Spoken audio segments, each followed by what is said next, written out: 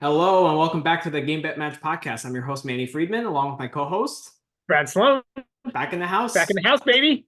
Let's go. Let's Yeah, go. Let's go. yeah, exciting times. Our second preseason pod of the year. So Yes. Yes. yeah, and this time we So, actually get to talk tennis. I feel like the first, like last time we talked about format and stuff for like 20 minutes, so it was kind of yeah, boring. true. True. So this will just be purely 2025 preview. So Yep. let's get right into it. Let's Yeah. talk. I guess Bovada has some stuff. It's not as good as it used to be. I I feel don't like know too. We'll see too. If as we get to like next week, it might get better because there still is. I mean, there's only 2 weeks until the season starts. That's true. That's true. Maybe they'll add some stuff. If they do Yeah. add some stuff, like we'll talk about it on our next show. Yeah. Yep. So Yep. we'll keep an eye on it. Let me pull it up. I'll share the screen. So we'll do some of that, and then we'll also do some who will be ranked higher, like kind of two guys kind of in the same realm, and we'll kind of discuss that. They're kind of hypotheticals more, but I think it's a good way to kind of discuss the players. So I agree. pull up the tennis. You got a bet on Incarnate Word there against South Dakota State? No, I'm not that degen yet. Yeah. Yet. Yet's the key word. Futures. I think they had like a tab for like, yeah, there we go. All right. Yeah. Let's make it bigger. All right, so let's start here. The world number one to end 2025. So Yannick Sinner is minus 155. Alcaraz is plus 175. Zverev is 7.5 to 1. Novak is 11 to 1. Medvedev is 20 to 1. Fritz is 25 to 1. Do you see any value here? No. I mean, my breakdown of the market's this. So, like, you can basically throw Fritz. I just don't think Fritz is good enough to actually be world number one. Great. Medvedev, not doesn't do anything. Doesn't do enough on clay, or even he did a little bit better at Wimbledon last year, so that was good. Yeah. But I still don't know if he has enough to be number one in the world. Djokovic, I think, is interesting actually at 11 to 1. Like, I mean, he is the GOAT. And like you're starting to get low enough odds there where like maybe there's a chance that he like magically turns it around. And like the chance of him, like he obviously has to be a lot better than he was last year to get there. I don't think I would put a bet on it, but I think it's interesting. Um Zverev plus Well, 750. let's stop there. So, Novak, I think to be world number one, he has to win two slams because I don't think he's going to play enough of the other events to gain enough points. Especially enough Masters, right? Like he'll probably skip Yeah. one of the Summer Masters. He'll probably skip at least one of the Clay Masters. Like, Yeah, he'll probably play Rome. He'll play Cincinnati. He'll play maybe one of Indian Wells or Miami, right? Like he says he's going to play more, but I don't think he's going to play as much as like a Sinner. Granted, if he doesn't get suspended, of the course. other problem is like the other way, the other side of that, right? Like, the better he does, the less likely it is he plays more tournaments, Right, right. right? Like, so yeah, but I do think like it's more of like he's shown obviously the ability to be world number one, right? He's done it a couple times. Exactly. Whereas like Zverev has never done that, right? So like I don't know if he necessarily has value. Plus, it's very hard to be world number one and not win a slam, you know? So Especially, I mean, I guess, yeah, and it really like the thing is so much this depends on if Sinner gets suspended. that's very true. That's very true. I mean, the MP9 guys, I mean, they had a really good preseason pod, and they thought that Zverev had value at plus 750 or 8 to 1, I believe they got on Bet Rivers. But I don't see that, honestly. Like I'm with you. I'd rather hit Djokovic at 11 to 1 than Zverev at 8 to 1 per se, just because is Zverev going to play as much as he did last year?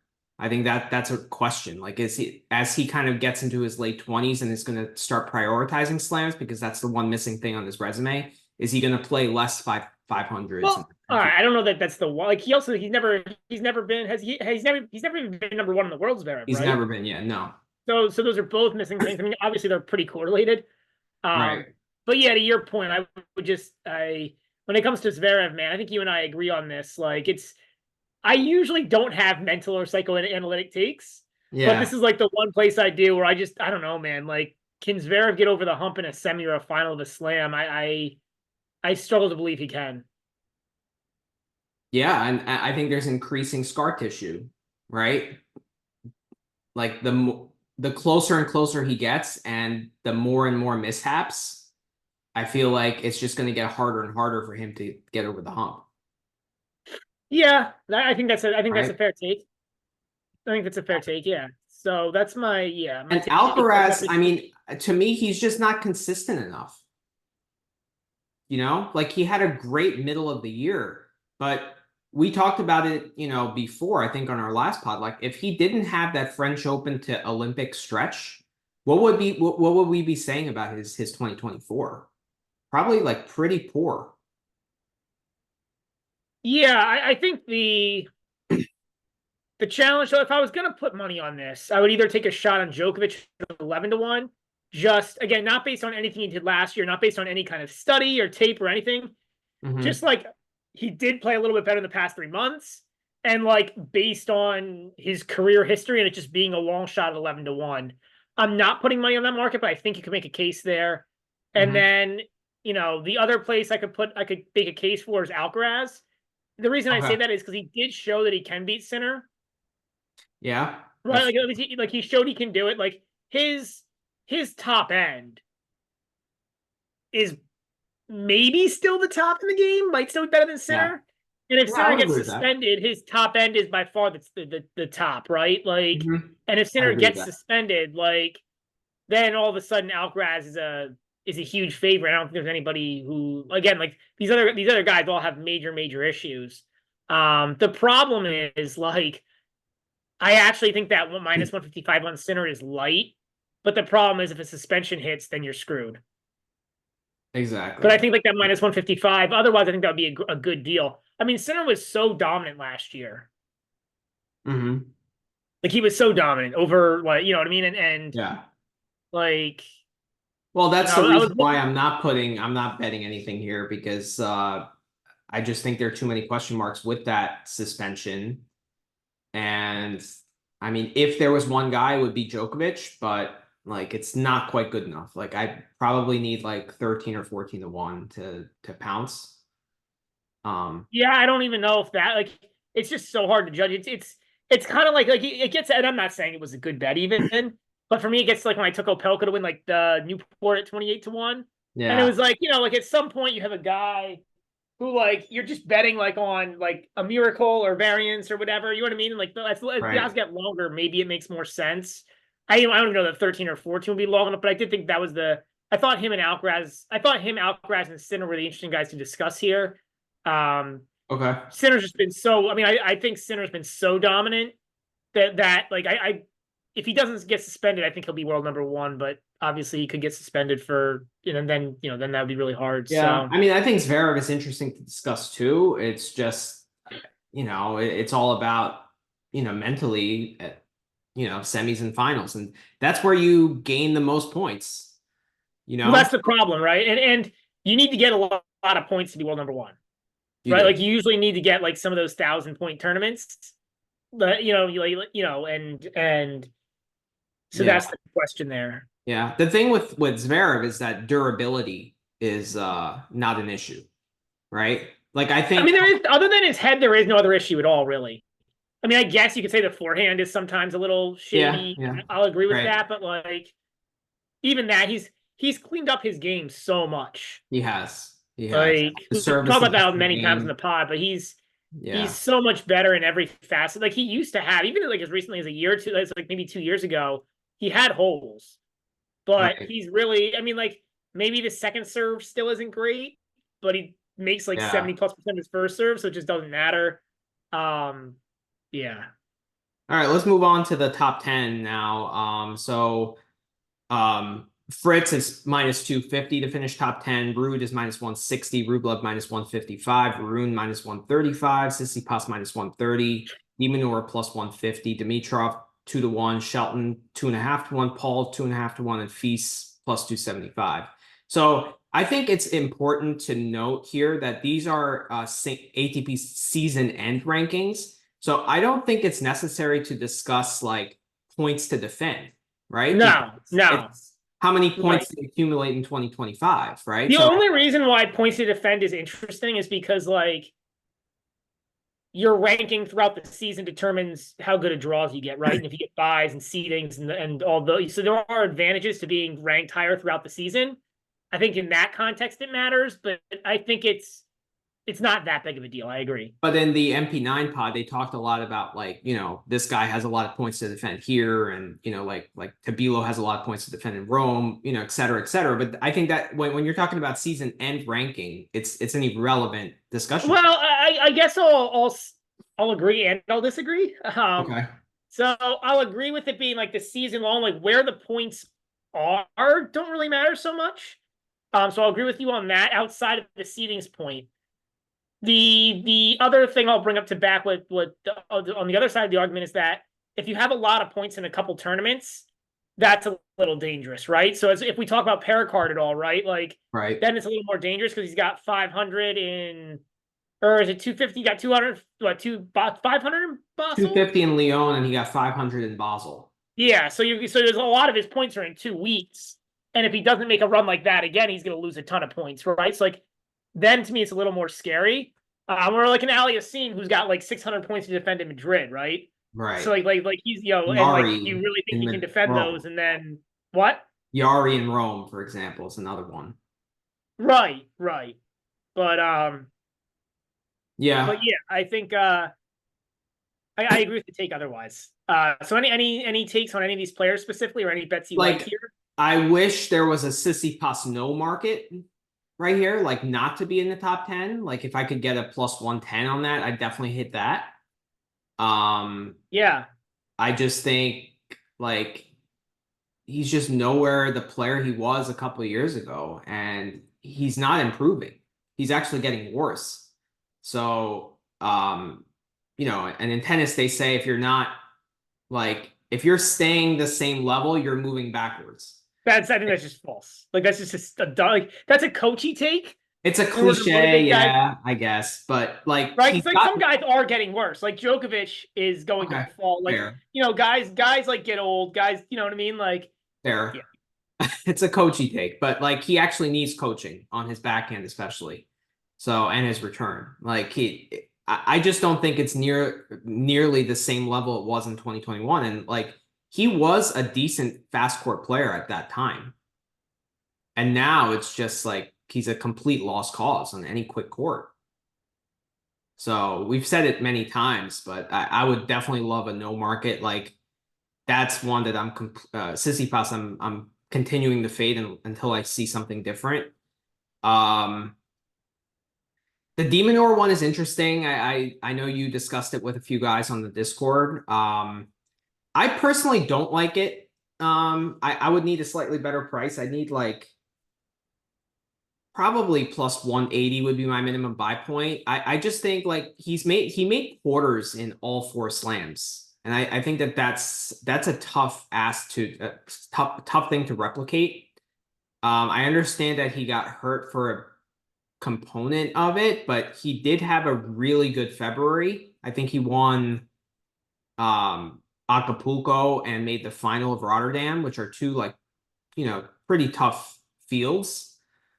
And he's never he just doesn't have the weapons. I don't think his serve is big enough to kind of maintain a really, really high level consistently. I mean, his tenacity, his mental toughness is all there. I love the guy. Don't get me wrong. He's a guy I root for, but I think top 10 is a tough ask for him, honestly. Dimitrov is getting old. I don't like that. Shelton just has too many holes. Tommy Paul, it's interesting, but he kind of has the similar issues as Minaur. I don't think he has a big enough serve and big enough game to maintain that. So I'd probably need 3-1. Fees is interesting, but I'm gonna stay away there. I don't like he had a couple like 2 really good weeks, but can he translate that into slams? And like to be top 10, you need quarters and semis of slams. So one guy that's kind of interesting that they didn't include here is Draper, because I would want to see a price on him, honestly. I agree with that. I agree with you. I agree with the take on Draper. Yeah. So, but that's my take. I'm not hitting anything here. I actually would like a no market on Rublev too. If I could get the opposite end of that price, which would probably be like what, plus 130 given the VIG. But yeah, nothing worth hitting in my eyes. What about you? I mean, yeah, so I talked about it. I like Demonor here. I think look, he was playing like he essentially missed, in my opinion, he basically everything after, when did he get hurt? Wimbledon, right? And like everything after that, he was significantly worse. But it's like explainable. So based on that, like he basically, I mean, he didn't make 0 points in the second half of the year, but he like the second half of the year should be better. So I like that aspect. He also, I was looking against like top 20 players. He was basically dead even 50-50. So I don't know that it's like he doesn't have the weapons or doesn't have the skills to be top 10. Like I think like he has the game to beat like he like does he have the game to be top 5? No, but like he doesn't have to be. You know what I mean? Like this is top 10. Like so yeah, I think, I mean, based on that, I the other thing is he's pretty consistent across surfaces. Yeah. Like his game translates pretty well across all surfaces. You would think he would struggle more on clay, but I think his tenacity, his ability to return makes him still play decently well on clay. Like you would think he would like need help from the court, but I don't really think he necessarily does. Like he's not beating an Alcaraz on clay, but like I think he. But the thing with Demonor is that he relies so much on his movement that if he's like not even like, 75% healthy, if he's like 90% healthy, that's enough for him to have a dip in his play that's not good enough for top 10 level. Like he needs to be 100% all in all the time to generate results. But he basically has done that, right? Like he's basically This done is the that now. only this is the only year he's done that. He's never been in No, but he was what did he finish 2023? probably like 13. Yeah, 12 or 13. So like he's shown that he's like my point is like it's not like he's been hurt for like long. It's not like he's had like major injury problems across his career until last year. Right. So you think Demonor is significantly better than Tommy Paul? Paul, I think Paul's the other guy. I actually don't mind putting a shot on here at plus 250. Okay. All right. Okay. Paul's kind of similar, but yeah, I mean, I guess looking down, like I'd way rather like like I'll probably take a shot here on Paul at plus 250 also. I think Okay. yeah, I think he finished what, like 11 or 12. He's got to find like, I think he's got to find like 200 points, 300 points next year to get to the top 10. I don't see anything particularly bad about Tommy, that he couldn't like I don't see it's not like he's got, I don't see anything that Paul can't do. I don't see any reason Paul can't defend what he did last year. And then it's a matter of, can he get a little better to creep up from 12 to 10?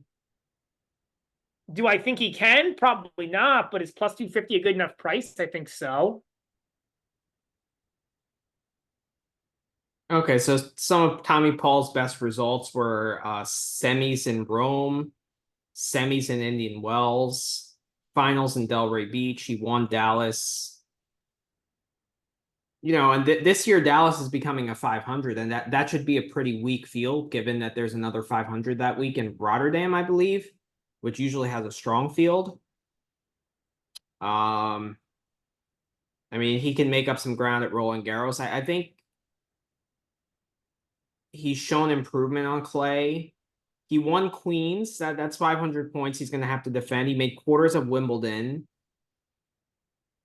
I mean, he had a couple bad losses to Machac, so maybe he could do a little better. But he did also win Stockholm, so and he's still not top 10. I don't know. I don't think he serves big enough. I think he's going to have to show a significant improvement in that aspect and win some more free points on serve. I mean, that's the issue with Tommy, right? I completely agree with you on that. I just don't.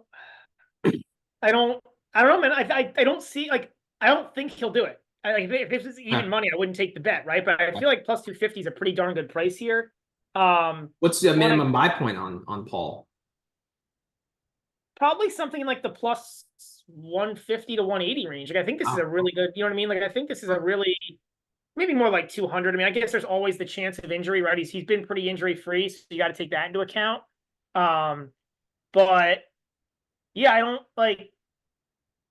don't see like if I had to take Paul or Shelton, I would take Paul by far. 100%. Paul or Feast, I would take Paul. Paul or Dimitrov, I would take Paul. I mean, Paul or Tsitsipas, I would take Paul. I actually think Paul or Rune is pretty close. Like, I take Paul over Rune. Yeah, so I would want no markets on probably Rublev, Rune, Tsitsipas, and Ruud. Like I would probably hit all four of those if I had a no market. You know? Yeah, I don't know so much about Ruud. I mean, Ruud, he does well enough on clay that I think like he can just probably rack up enough points there to get top 10. But yeah, I think that's where my money will be is Paul and de Minaur. All right. It's also hard for me to hit these because like you got to take injury into account. Any injury and you're pretty much done. You know? So like there are a lot of like external factors that kind of sway me from those bets. Like just the injury concern alone kind of makes me add like 40 cents before I actually hit something.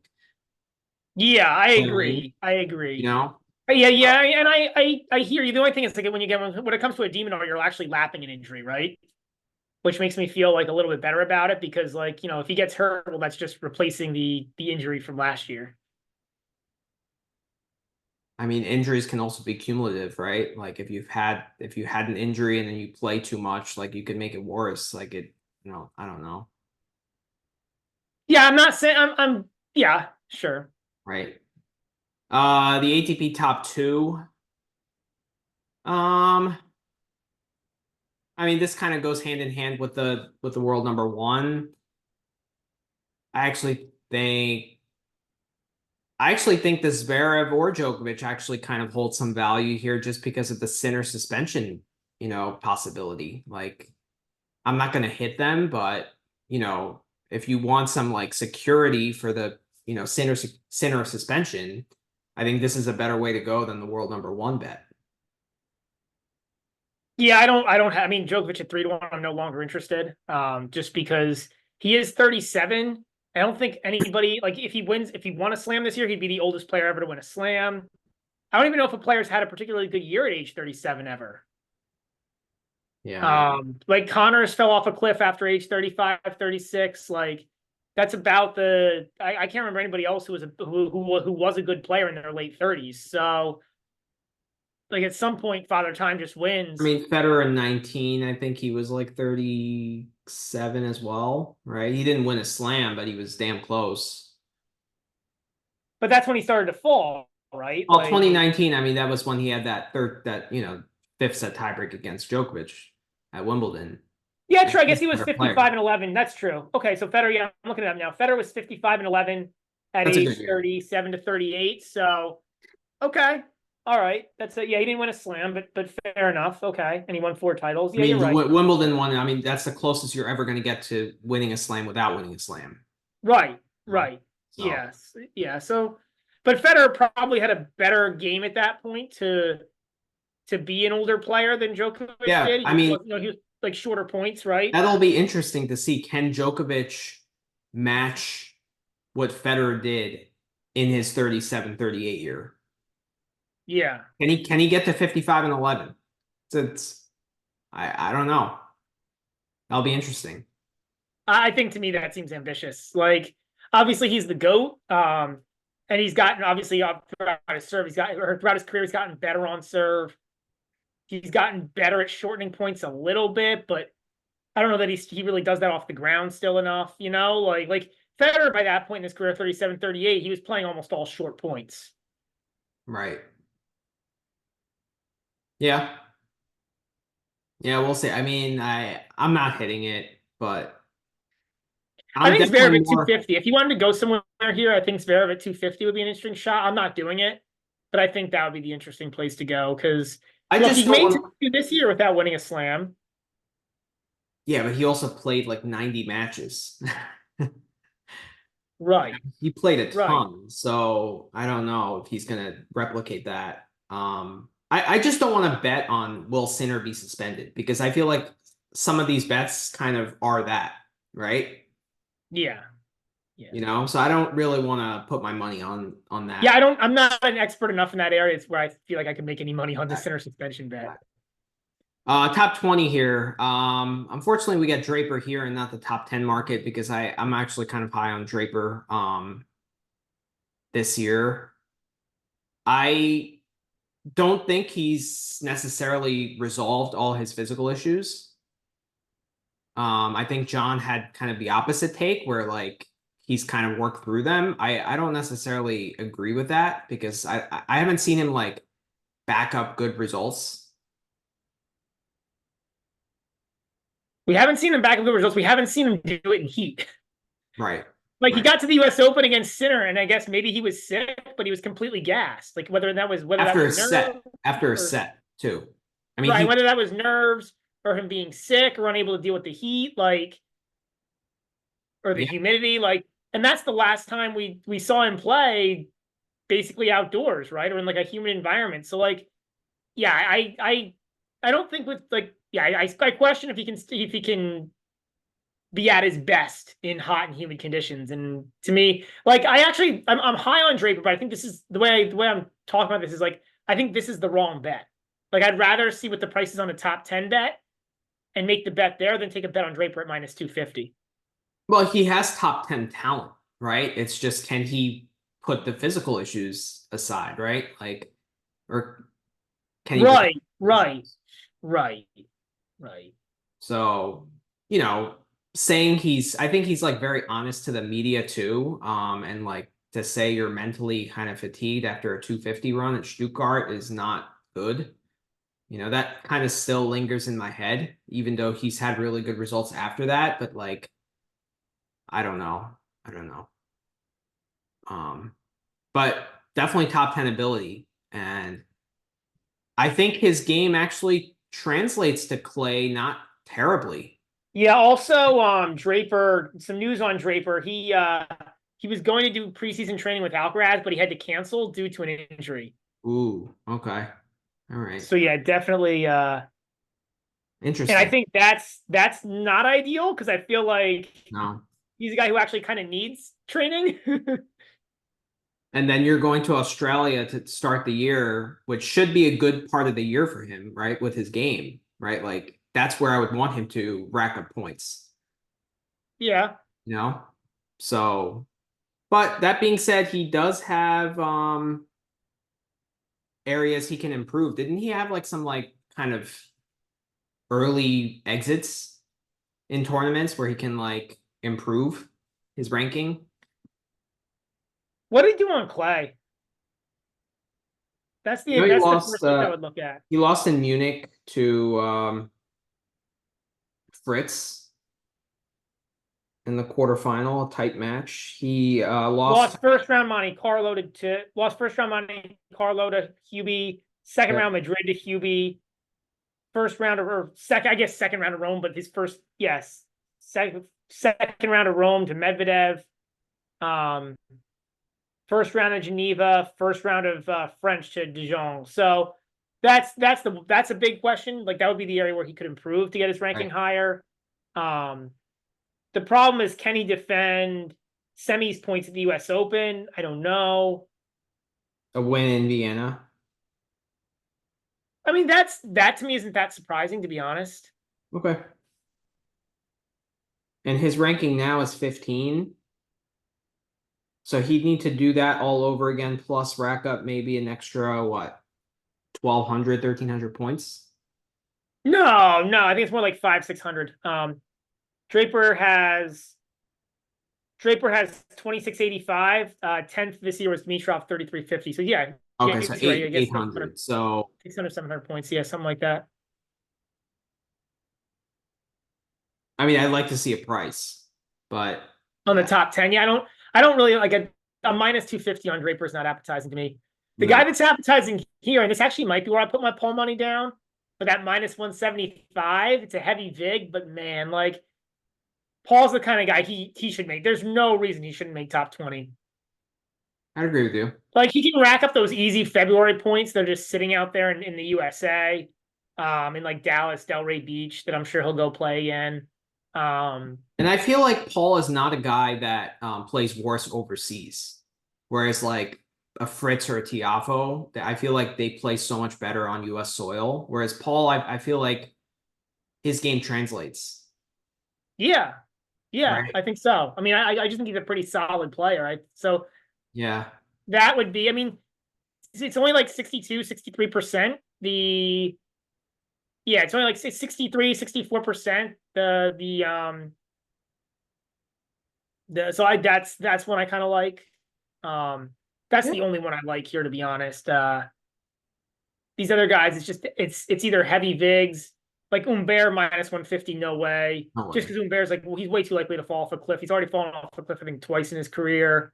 Yep. Felix to get to the top 20, I mean, maybe, but don't like the price of one plus It's 150. it's been 2 years where we haven't seen anything good from him. Like Yeah, two like will years. he ever recover? Like, will he ever recover from those injuries and get back to where he was? I don't know. Shelton, there still is a way to, I mean, maybe, but minus Just the 155, I don't price. really Yeah. love there. Like, Yeah. what? Kachanov is not bad, I guess, because he had like I think he's near the top 20 and like he had a really, really bad part of the year, which I don't think that's gonna happen again. He got back in the top 20. He finished the year 19th. He did. So given that, I actually think that that's a decent bet too. Because he's Yeah, just catching very up in minus. I mean, stable. if I had to put money down, I will have money down at Paul. I'll probably have both. I'll probably like split my money across both. And then it's on the minus 175. I really like that. And then probably a unit on the plus 250. And then the other place I'll go is Kachanov.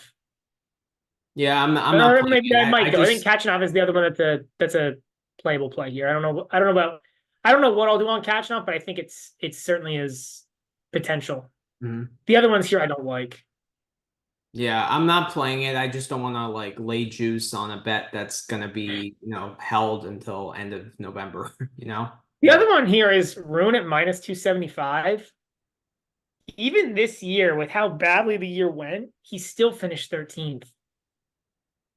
It's true. And that was with injuries, with the year being pretty much a disaster. Yeah. Like, there's really no reason he should be outside the top 20. It's just yeah, I agree with you. I don't know. He's just too immature, so it could even to me it could fall even further south. You know? I think there's a potential for that. So like I don't want to lay that kind of juice on a guy that's just super mentally immature, you know?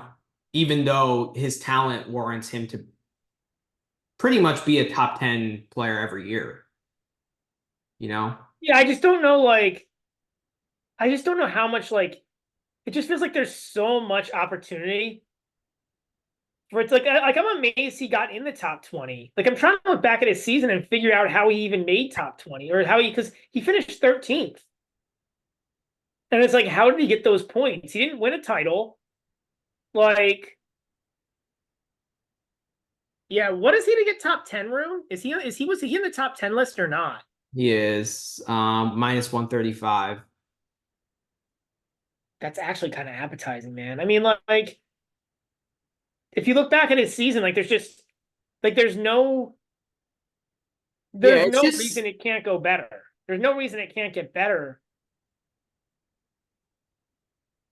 It should be better. second round Australian Open. He made quarters of Indian Wells, quarters of Monte Carlo, semis of Munich, second round of Madrid, round of 16 at the French, third round at Rome, round of 16 at Wimbledon, semis in Cincy, semis in Tokyo. It's just like a lot of quarters and semis, but no titles, right? So, But I mean, those should convert. Like, if there's a player who those should convert to titles for it, it would be Rune. Like, he's not afraid. It's not like he's got like a mental gap. It's not like it's he's getting more afraid. Like he used to be better against top 10 guys, and then like he played Djokovic at Wimbledon and just completely fell off a cliff, right? He played Zverev a couple Well, he times. has those no shows, right? Like that's the problem is Yeah. the no shows. But like, uh, I mean, minus 270. Like, yeah, the minus 135 on the top 10 for him. That's interesting actually. The more I look at it, I mean, man, like the point is, I don't think it's a mental issue. Like he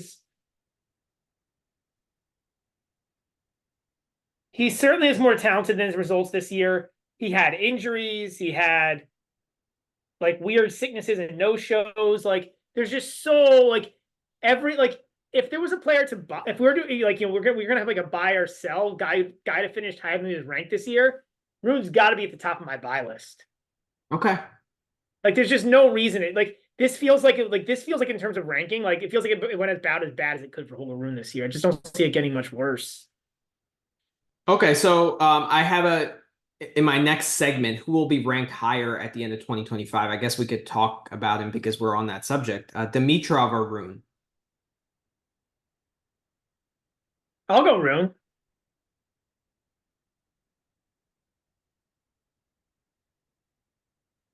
I'll go Rune just because of the age, but like to me, it's very, very close.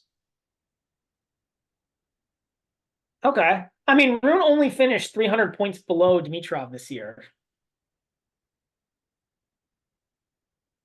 Okay, and Dimitrov, some of his best results are what Miami final, quarters in He Roland won a tournament or two, Garros. didn't he? Didn't he win? He won a couple tournaments, at He least won one. Brisbane to start the year. Did he? Because didn't he win another one or didn't he? I don't think Maybe so. not. I guess he lost in the finals of Stockholm.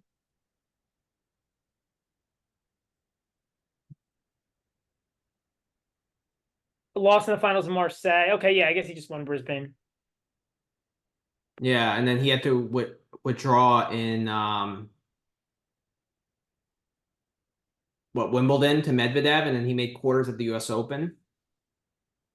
Well, he retired out of right. He retired. I mean, he got hurt Retired, in yeah. both. He got hurt in two slams. I guess that would be the argument for Dimitrov. I mean, I just get worried about the age at this point. Like to me, the Yeah. injuries aren't like a surprise for a guy who's 33. To me, it's like age versus immaturity, and like what beats the other, kind of, right? That's why it's an interesting debate. Like, I would never put any money on it if there was a line, but I probably still go Rune, just the age and the ability. Yeah, I mean, there's a reason it's minus 135 and plus 200. I think pretty much everybody would Right. agree with you. Right. Let's talk about top 30. This is an interesting market, actually. I mean, this kind of goes with like a buy or sell. I It feel does. This is really where the buy or sell gets interesting, is because I think there yeah. are I would agree with you. Um, I mean, I'd like a Pericard no market probably. It's out there. Minus It's out 105. there minus 105. It's interesting.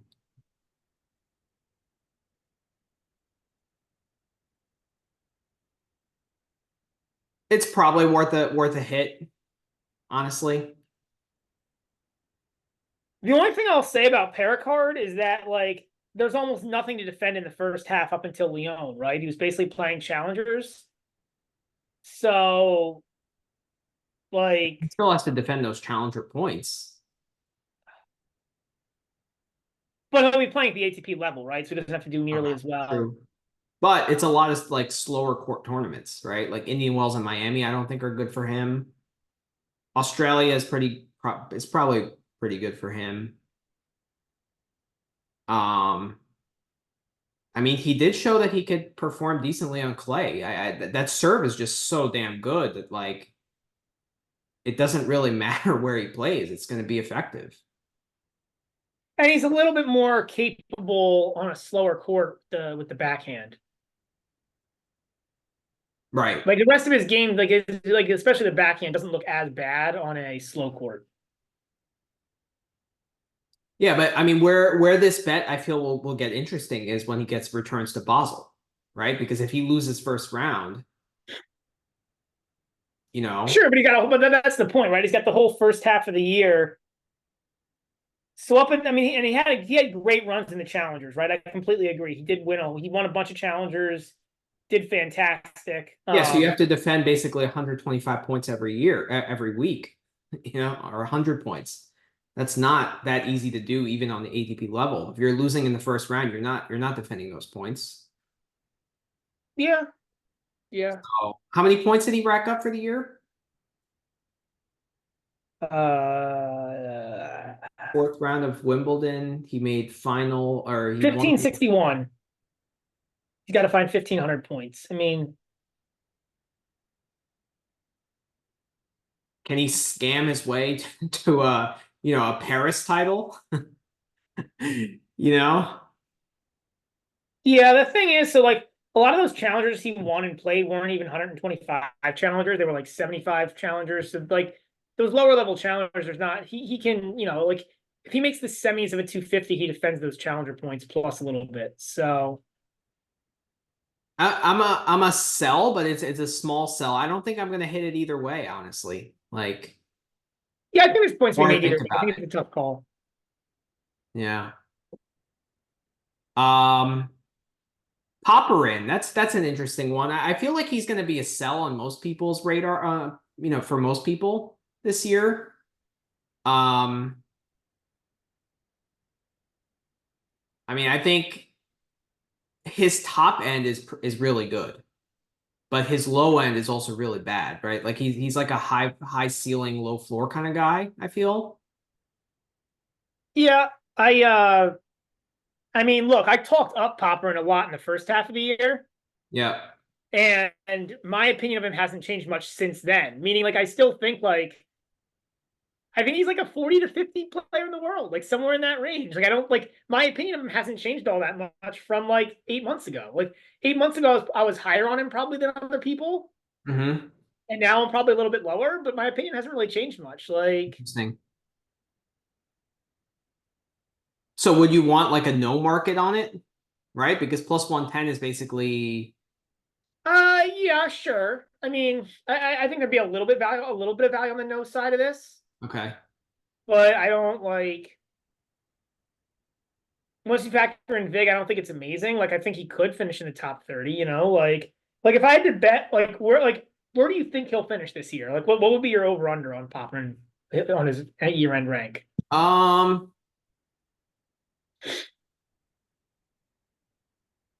I'd say between 35 and 40. I mean, where's he ranked now? He's 24. Yeah. The thing is, he just racked up such a big amount of points in Canada this year when he won that title. So Yeah. for winning semis and finals of a Masters 1000, you're just going to generate so many points. And like, I don't think he has another run like that in him. Like, would I take plus 600 or 700 for him to win a Masters 1000 this year? Probably no. Right.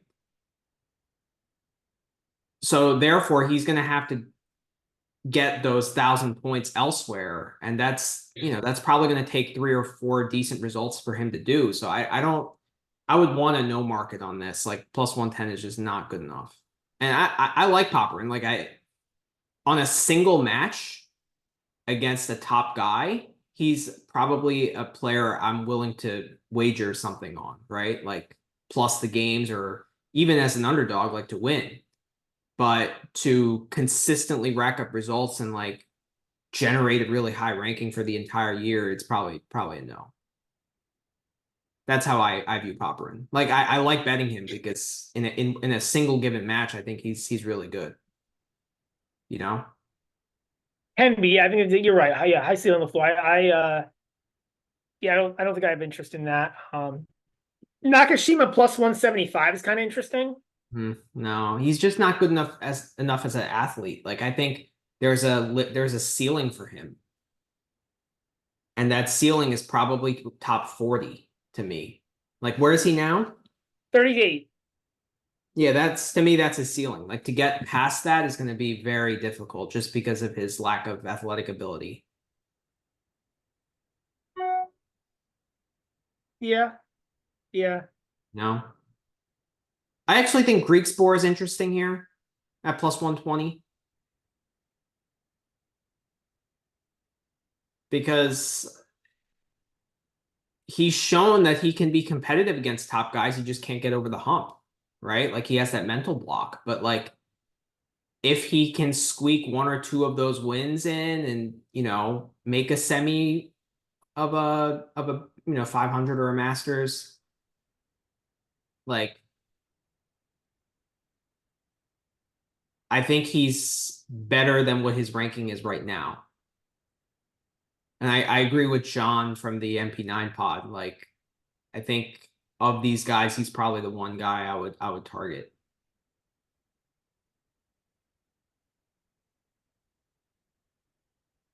What do you think?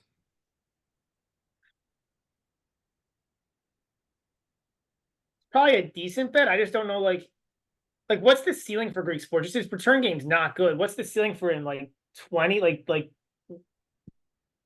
20s? Yeah. So it's plus 120 that he gets close to Top his 30. ceiling. No, it's What? top 30. This is top 30 market. No. But I'm saying his ceiling is probably like somewhere in the mid 20s. Yeah, I would say so. That's his. Right. So then my point is like there's not a whole lot of gap. Like, But yeah, I don't know. I think this he is only broke 14% of the time this year, and he only won 32% of return points in the entire year. He went 33 and 30. If he improves that break percentage to like 18%, like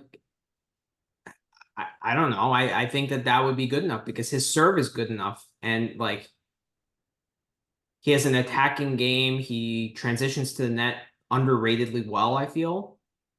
It's just the return game. That's the big question mark. Can he improve that a little bit? I think if he does, then I think he's gonna be in the top 30. I don't know, man. He won. I mean,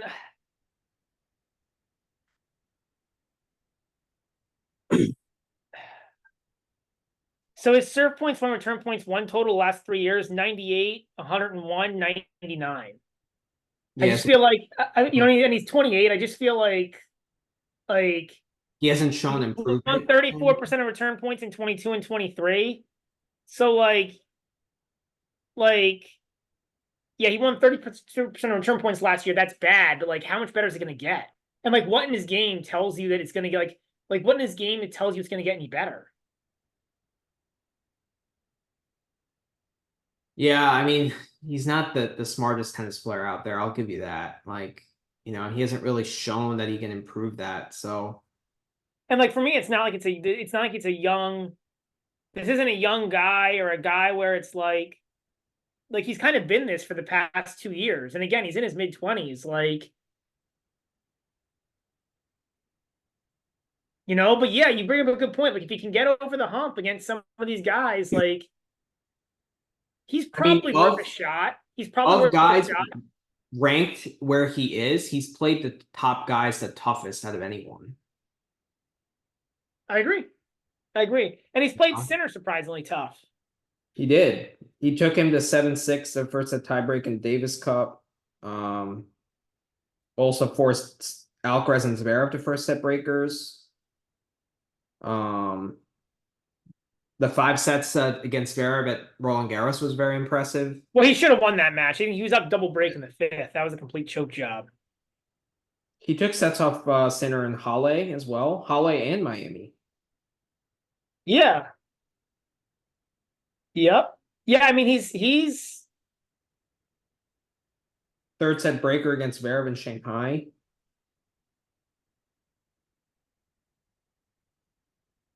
Three sets against Dimitrov in Stockholm.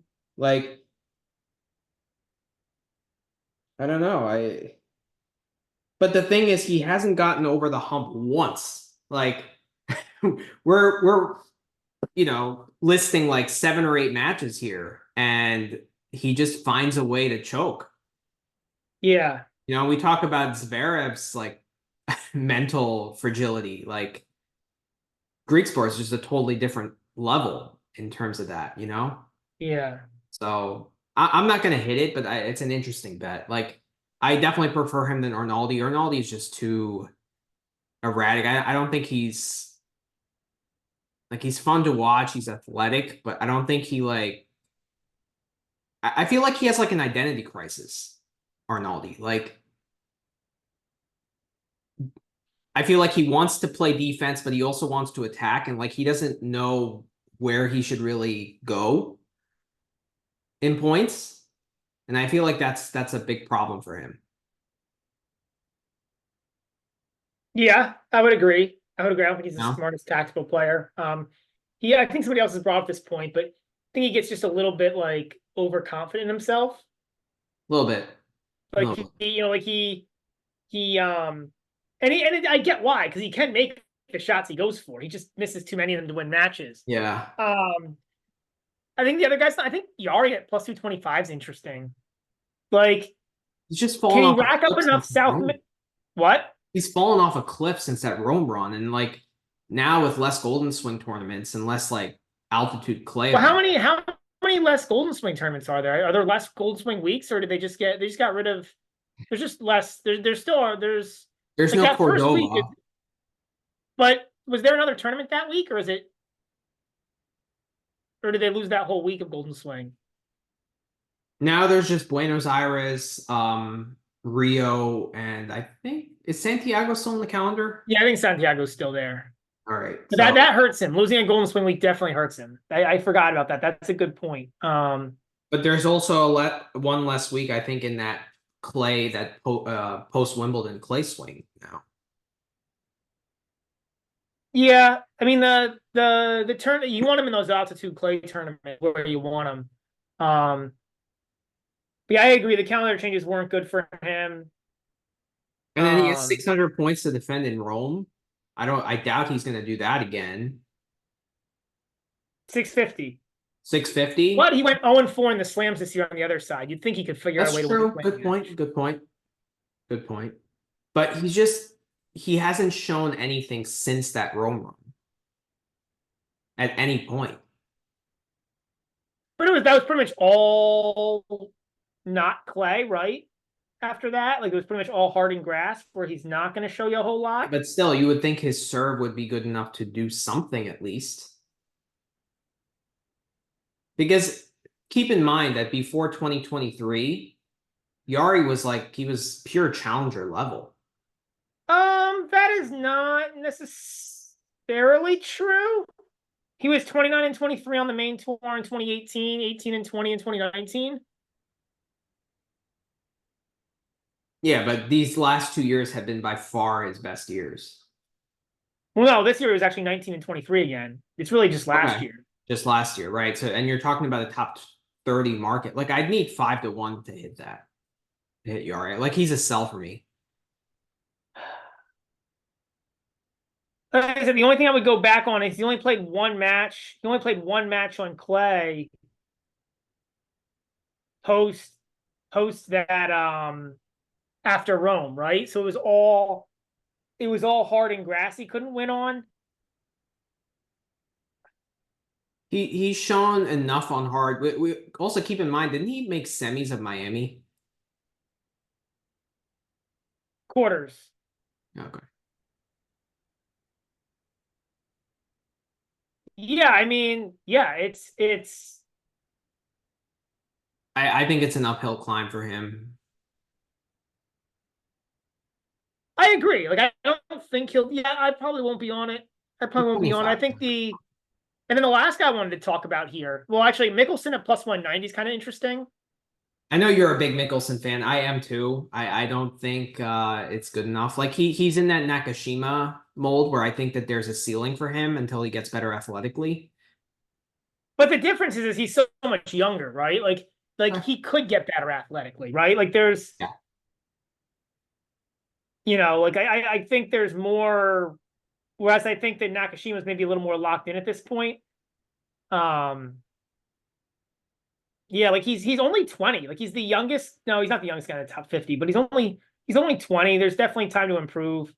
Um, Well, I don't know if you read about the interview that was done with Mickelson, but he like talks about Nakashima and like he's like a guy. Nakashima is a guy that Mickelson identifies with. yeah, that makes a lot of sense. I mean, he's very smart. He's very like cerebral. I think on and off the court, and like his competitive instincts are incredible. Mickelson, and he's a better competitor than Nakashima is. I wouldn't say Nakashima is a bad competitor. I just think Mickelson just has more kind of innate winning qualities than Nakashima does. So yeah, I would rather take Mickelson than Nakashima here. I don't think he's quite there yet. Like not quite good enough. I would need like plus 250 or 220, 240 in that realm.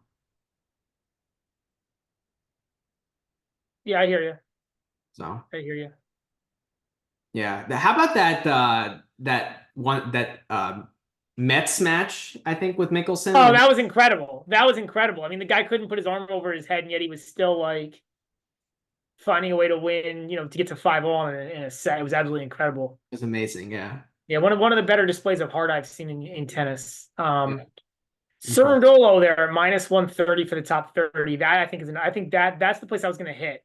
Remember, he Really? got sick before the Aussie Open last year and was pretty awful during the Golden Swing, which is like his time to rack up points. The question with Cerundolo is what can he also, yeah, I mean, the other question with Cerundolo is always like what can he do on hard courts? Trying to look at how he did on hard last year. He shows flashes on hard. That Davis Cup win that he had against who was it? Draper, Draper, and then another one. Musetti. Yeah, Musetti. Those were impressive wins. Musetti's not the best on hard court, but to beat him down the way he did was impressive. Yeah, I don't know. I agree, and I think he did better in the back half of the year, which is good to see. Like I'm trying to look like trying to see how he did after Miami. So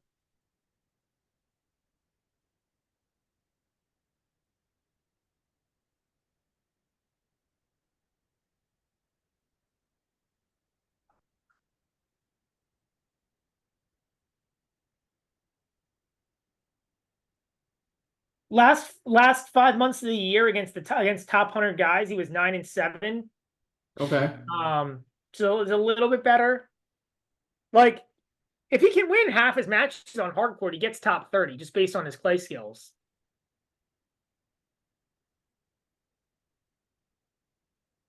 Like He's the guy that has a lot of duds though. Even in the last like couple months, I understand it's not his best surface, but like a loss to Shevchenko, a loss to Diallo 4-2, a well, lot. Diallo played well that tournament. Okay, but you shouldn't be losing 4-2 to a guy like that if you're a top 30 guy. Right? Hamad 4-2 in an event that Hamad played well as well, but like you really shouldn't But be like you don't. But like I'm results. not asking Cerundolo to be a top. Like I just seem to be like a borderline top 50 guy on hard court. Like if he can play like it, he doesn't need to be good. Like he just needs to be like moderately not terrible on hard. And then he's a top 20 guy on clay. He gets the golden Pretty swing. bad. He finished the year 30th. 30th. Okay. And he can probably improve on some clay results. He made Well, that's my point. Is the first half of the year wasn't that good for him, and I think he was ill before the Aussie, and I think that hurt the first 2-3 months of the year. So yeah, Yeah, and I think he can improve on the Indian Wells in Miami because those are relatively slow hard courts. I mean, Indian Wells more than Miami, but he made, second round, lost second round in both those events. Miami had been a place he was good previously in his Yeah. career. I think it makes sense. Like I think it's just a good tournament for him overall. Like I think heat is good for him. I think a slightly slower surface obviously is better for him, given he's a clay guy. He I'll say it is kind of silly, but I think like the cultural aspect of him is good for him. You know what I mean? There's a lot of South Americans obviously in Miami. I think like there's obviously it's a heavy Spanish speaking culture. So like that I think is a good hard court tournament for him. And he beats down Tommy Paul. I don't know if he beats down Tommy Paul, but he's competitive with Tommy Yeah, Paul. Like, he has a good head-to-head against Tommy Paul. he has a good head-to-head. I'm just like beat down usually means like 8-2, 9-1, like, has won like 17 of 20 sets or something. I think it's like I think it's like 6-4 Strundle or something. Like he has an advantage, but I wouldn't say it's beats down. Like we can look it up. He's 4-2. He beat him at Roland Garros in 4. Beat him in Madrid in 3. Eastbourne final, beat him in 3. Yeah, you're right. It's not beat down. But yeah, he's 4-2. advantage. Yeah, advantage. No, but that's actually it's not an exciting bet, but that's where I would put my money down here is on minus 130. I think he's I like it. I'm not hitting any of these, but I would agree with you on Dolo. And probably Greek Sport would be my second place, but not hitting it. I would hit it at plus 130, but I'm close, but not quite there. Makes sense. But yep. So that does it. We will track these, and if they have more, then we will definitely bring you our takes. What's this Grand Slam match wins? Oh, this is silly. This is like if they play at a slam, like who wins or whatever. No, we're not doing that. That's dumb. Yeah. The problem is I think the 0-0 is a draw. So like if they don't play and you don't pick the draw, it's yeah. Yeah. I'm not getting involved in that. Were there any more Grand Slam wins? I mean, we kind of discussed it with the top guys, yeah. Rankings.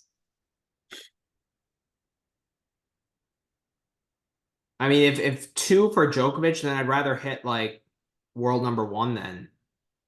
And get 12 I agree. Yeah, I agree. He's gonna win 2 slams. He's probably gonna be playing really well and probably win another, Masters 1000 or something, and then like you get 12-1. So these are kind of interesting. These are Grand Slam exactas at I don't think they're I think these are all terrible bets. Really? Even at like like it's just like you're better off just rolling it over. Like okay. I think like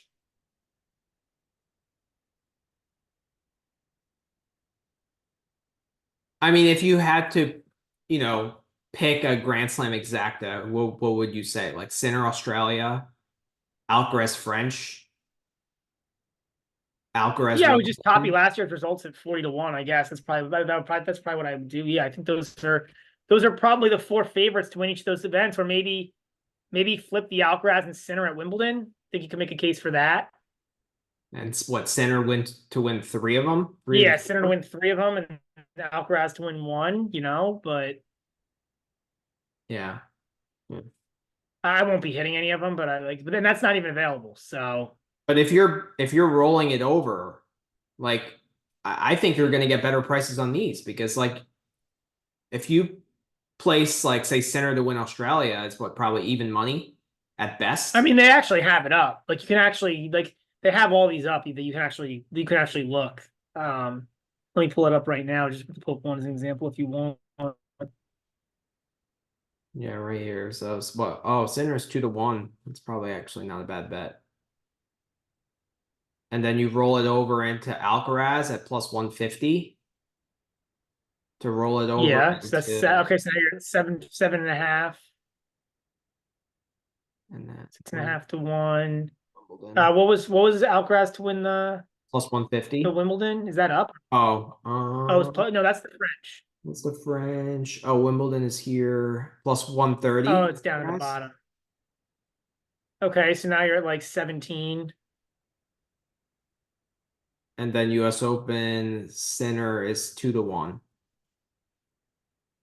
Yeah, so if you roll it over, you get like 50 to 1 roughly, just by my really quick math. Okay. And I think they're giving you 40 on the special, so All right. Yeah. All right. So let's do some can we take a quick intermission first? quick Yeah, inter- quick 5 minute. Yeah, quick 5 minute intermission. Okay. All right, back to the pod. So now we're gonna move on to a segment. It's kind of like hypotheticals. Who will be ranked higher, and we'll kind of keep track of our disagreements, and whoever does better will win a dinner. So that's what Nice. we're gonna do. So the first one is Rublev or Minaur. Why don't you go first? I'm gonna go Rublev, but it's not really so much of a tennis take. It's more of like I went like, if you look at those like Bovada specials, Okay. Rublev was like minus 150 and Demon was plus 150. So I'm just taking like what the market says above my own like my own thoughts. But yeah, that's kind of my take on it. Like I don't know. I think Rublev just shown more as a player across the past. Even this year, he did beat Sinner. So like he's just shown more across his career by a decent shot than what Demoner has. But I think it's a lot closer than what like the betting market thinks. You know what I mean? I do think it's a valid discussion. So I actually think Minaur will be out of the top 10, but I also think Rublev will be out of the top 10. So I'm actually going to go Minaur here. I don't like what I saw from Rublev in last year, just with the meltdowns and just he has Montreal finals that he has to defend, and he also has that Madrid title that he has to defend. And if he didn't have those two results, it would have been a pretty poor year for him. So I just trust Minaur mentally at this point. And I think they're going to be like kind of like a 11 and 12 kind of thing. I think they're going to be pretty close in the rankings, but I give the slight edge to Minaur. So I guess we have a slight disagreement here. Yeah, I mean, so if you look at serve points won, return points won total, 105 in 2022, 105 in 2024. For Rublev? He actually did a little bit better on serve points won, return points won. But how much of it was in those couple weeks? Oh, I mean, quite a bit, right? But he had good weeks previously in his career also. So, yeah, I mean, I think Rublev has a better shot of like winning a Masters or winning a big event. But I also think that Minaur has a higher potential of having a better overall body of work than Rublev. okay. Yeah, I mean, I'm a buy on Demoner. Okay. I'm probably pretty neutral on Rublev.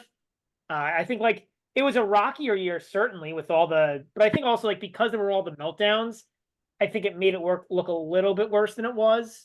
Okay, that's an interesting. Because it's more like the meltdowns were more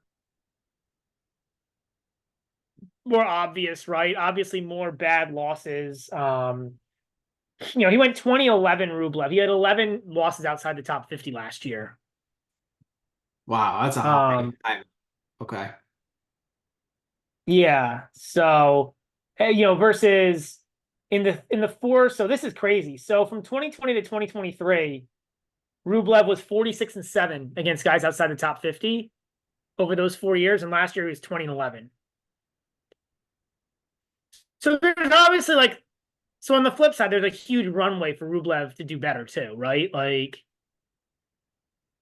yeah, but recent record shows that he's getting. I think players, right? So the arrow is pointing down right now. The question is, can he turn that arrow back around. I don't I know. mean, he's only 27. He's only 27. It's not physical. And I think it would have taken, and I don't think it's necessarily like, I don't think it's like these guys are figuring him out, because like, then why didn't they figure him out for 4 years? So I think it's, yeah, I think it's an interesting one, because to your point, there's on the Rublev side, there's both ways of thinking about it, right? Like, you could say, oh, the bad year for him held up by a couple of good results, and that's why he finished in the top 10. On the flip side, like, there's huge areas for, like, there's huge upsides too, right? Like, he should do better against lower ranked guys. He still is. Has he made it to a semis of a slam? No. I think he's like 0 and Right, 12 like that. slam quarters. Right, so like that, like there's that could improve, right? So like there's a huge run. There's runways in both directions on Rublev. So I'll take Rublev, just because I think there's so much that could go better. I don't see how it, but I guess it could go worse. I mean, it could go completely off a cliff. I mean, we've seen it happen with guys.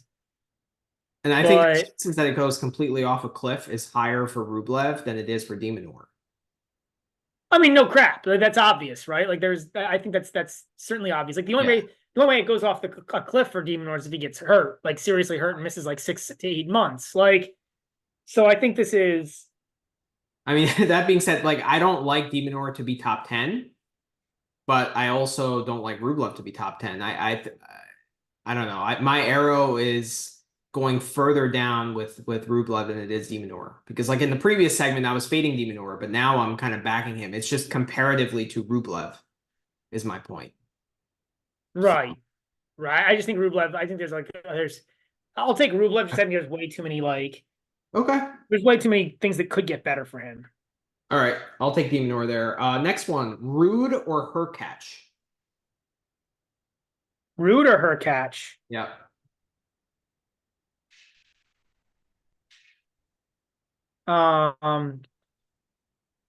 It's interesting how QB wasn't included in any of those Bovada specials. Well, he's another guy that got hurt. He is. And his performance completely fell off a cliff afterwards.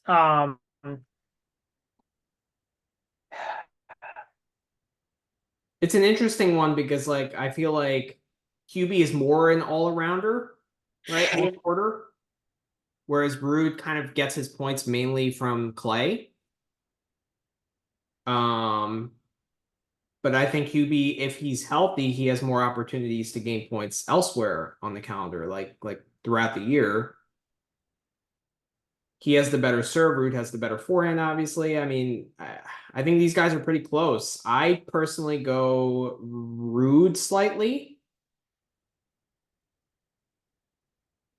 But it's close. I think these guys are like, 8 or 9 in the rankings. That's kind of where they belong. I mean, Ruud did finish 6th this year. I would go Ruud here. I think Ruud's Ruud. Okay. We're in agreement.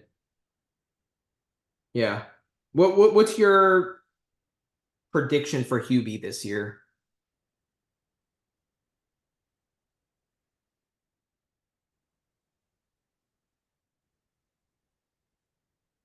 Borderline top 10er. This is what he is. Like, okay. Yeah, I don't like, he was hurt last year, right? So it should get better than last year a little bit. But yeah, he did hire Nicholas Massou and Ivan Lendl to his team. He hired both guys. Yeah, I think Hubie cares. I don't think it's a lack of like competitive drive. I just don't.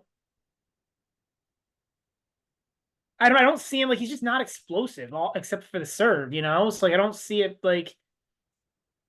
Yeah. And I don't see how he becomes. Like, I don't actually think his style gets heavily criticized for just being like serve, push. But like, I don't know what a better strategy would be for him. Yeah, that's because we haven't seen it. But is he like? I mean, is he capable of being explosive enough to like hit big and make, hit big and make big shots? Like, I don't know. I think his forehand is the biggest area of improvement that he needs. Like he just needs to be able to have a little bit more finishing ability on the forehand side. And it breaks down too often. Sure. Can it? I don't know. Right? Like, and then Ruud, the Yeah, problem is his game just doesn't suit. I think for him, it's actually more about the bounce of the court, Ruud. Like if the court's not bouncy, if the I ball agree with doesn't get up, he's in trouble. He's not particularly good at hitting low balls. And if that forehand's not kicking up off the surface, it's not particularly like useful. I mean, I think that's why he plays pretty well in Turin in that World Tour Finals because like that's a quick, but it's also high bouncing court, Yeah. right? Yeah. Yeah, I think the bounce is as big a deal for Ruud as I agree. I agree with this that. court piece. But I'm very curious with Hubie, like what those coaches are going to bring to his game. Like he must have hired them for a reason. He must see something that they can add to his game. I don't know. Like he's adding two really like high quality minds to his team. And he fired Craig Boynton. So he definitely feels like he can add something. Is it going to be more successful remains a question. But I don't know. He's a guy that I'm going to really watch closely at the beginning of the year.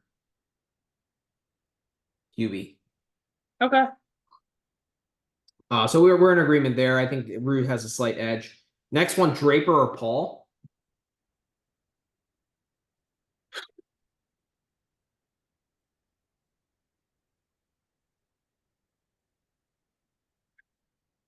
This is close. You go first.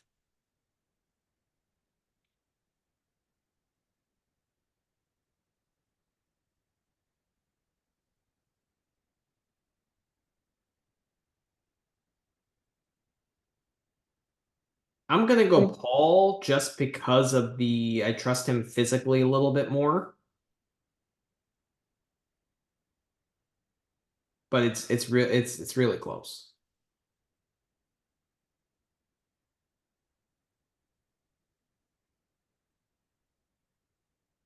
I also think he has a slightly better pedigree on clay. Like Draper, I don't think his game is necessarily bad for clay. I just think like he hasn't shown it yet. And I think the physicality concerns are gonna be heightened there.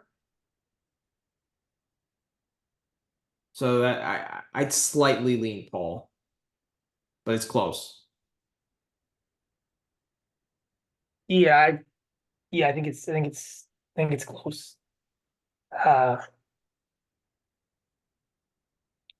I'll go Drape. Well, yeah, it's man. I mean, Yeah. it's so close. So I was also thinking the other thing is like I guess Draper like week to week, right? There's probably a little bit more like I don't know, a little bit more like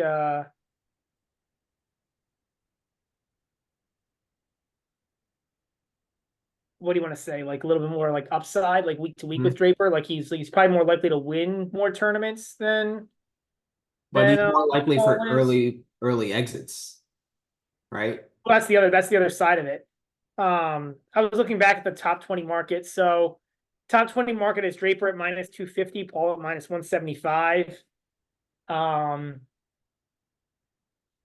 I guess based on that, I'll say Draper, but I also I'm a huge buy on Paul at the minus 175. So, and I'm not a buy on Draper at the minus 250. So like I'm I'll asking you, probably not Bovada. right, I'll probably just take Bovada's side here because I Uh, don't know enough I don't have an opinion enough to say it's different, but I think it's definitely close to what the markets are saying. okay. So So let's I'm more of a buy on Paul for the season. But again, like there's a general market trend to be higher on Draper. I don't know if it offsets that quite. It's you know what I mean? Like, yeah. okay. It's too close, so we're not going to count this one. I'm slightly on Paul, I guess, but it's really close. So if we have to rank these four guys, Rublev, Minaur, Draper, and Paul, how would you order them? Like who's going to be ranked the highest and who's going to be ranked the lowest of those four guys? Minaur, Draper, Paul.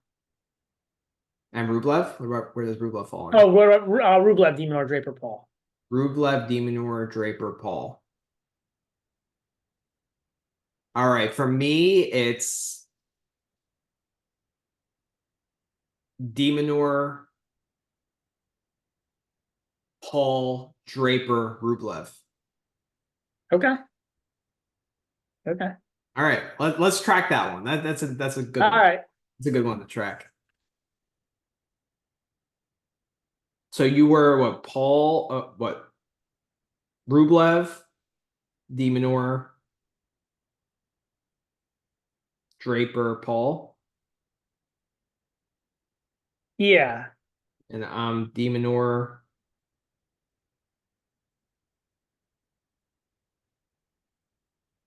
Paul, Draper, Rublev. Yeah. Interesting. Interesting. Wow. So you have Rublev ranked the highest of those four guys. I have him the lowest. You have Minaur second. I have him first. I got Paul second. You got him last. And we both have Draper third. Right. I mean, really, it's really Rublev. It's like, Yeah. yeah, we're pretty. Yeah. I mean, I don't know. Okay. We'll track those four guys. Interesting. Yeah. Next one, Fritz or Medvedev? Medvedev. Ooh, I'm Fritz. I'm Fritz here. So Medvedev outdid. Medvedev still finished. No, Fritz beat Medvedev this year by 70 points. I don't see what really gets better for Fritz, and I don't really see what gets worse for Medvedev. Besides Wimbledon, the Wimbledon semi run, obviously that Medvedev has to defend that. But like, remember I think Medvedev had a shoulder injury too. Like the double faults got kind of out of control. There was various rumors about it for the past few months this season. I can't remember, but I want to say like past 5-6 months about the shoulder. So I'll take Medvedev. I don't like what I've seen from Medvedev, and I think people have kind of solved his game. Like I think people know how to attack it now, and I don't know what he does really to combat that, besides just playing better. Like if he, and I don't know. I think there's some scar tissue from squandering 2-set leads in slam finals. I'm gonna. I don't know. He can't. I'll fade both of those. Like Okay. he's got a slam. He's got a slam win, right? And how many? He blew a 2-set lead against Sinner. He just ran out of gas, and Sinner was the best player. And Sinner was the best player throughout the whole season by a long shot. Like I don't, and then like, why would his game have gotten solved after 5 years? So it took 5.5 years for these guys to solve his game, but they finally solved it. I don't buy into that. I think there are definitely tactics that you can use to combat what Medvedev is doing, and nobody knew that 4 years ago. Yeah, it was more of a puzzle piece, a puzzle that like it took some time. Like some guys are better at doing it than others, but I don't buy that. 5 years is a really long time to solve the puzzle. Like I don't. Well, also maybe Medvedev's game has regressed a little bit. I'm not like I don't think he's playing at the same level he was in 2019 per se. Like I said, I'll go with the shoulder. I'm gonna go with the shoulder. I'm trying to look up like so.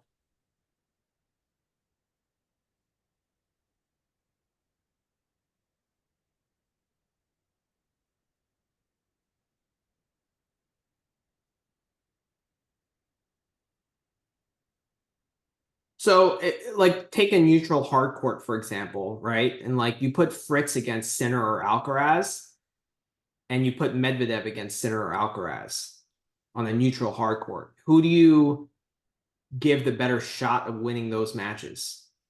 Repeat that. You put Fritz or Medvedev against Sinner or Alcaraz on a neutral hard court. Oh. Or say Sinner, right? Who do you give a better chance right now? Medvedev, but they both have no chance. Like at least Medvedev is a better athlete and can defend, but it's, I mean, Fritz Medvedev Sinner's gonna beat the, I mean, Sinner's gonna beat the crap out of both of them, but Yeah. Okay. But I don't know. I give Fritz a slightly better chance right now. like I said, I think it'll be interesting to see how much of it was the shoulder. I'm looking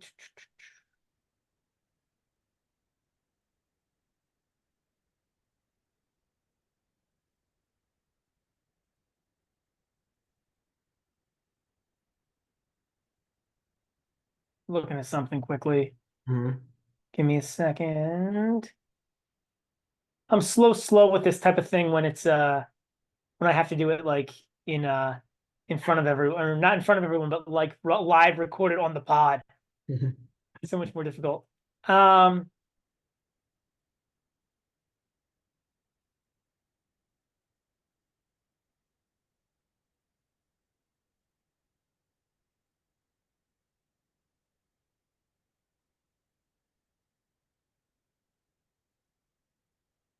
So Fritz versus the top 10 this year was 11-10.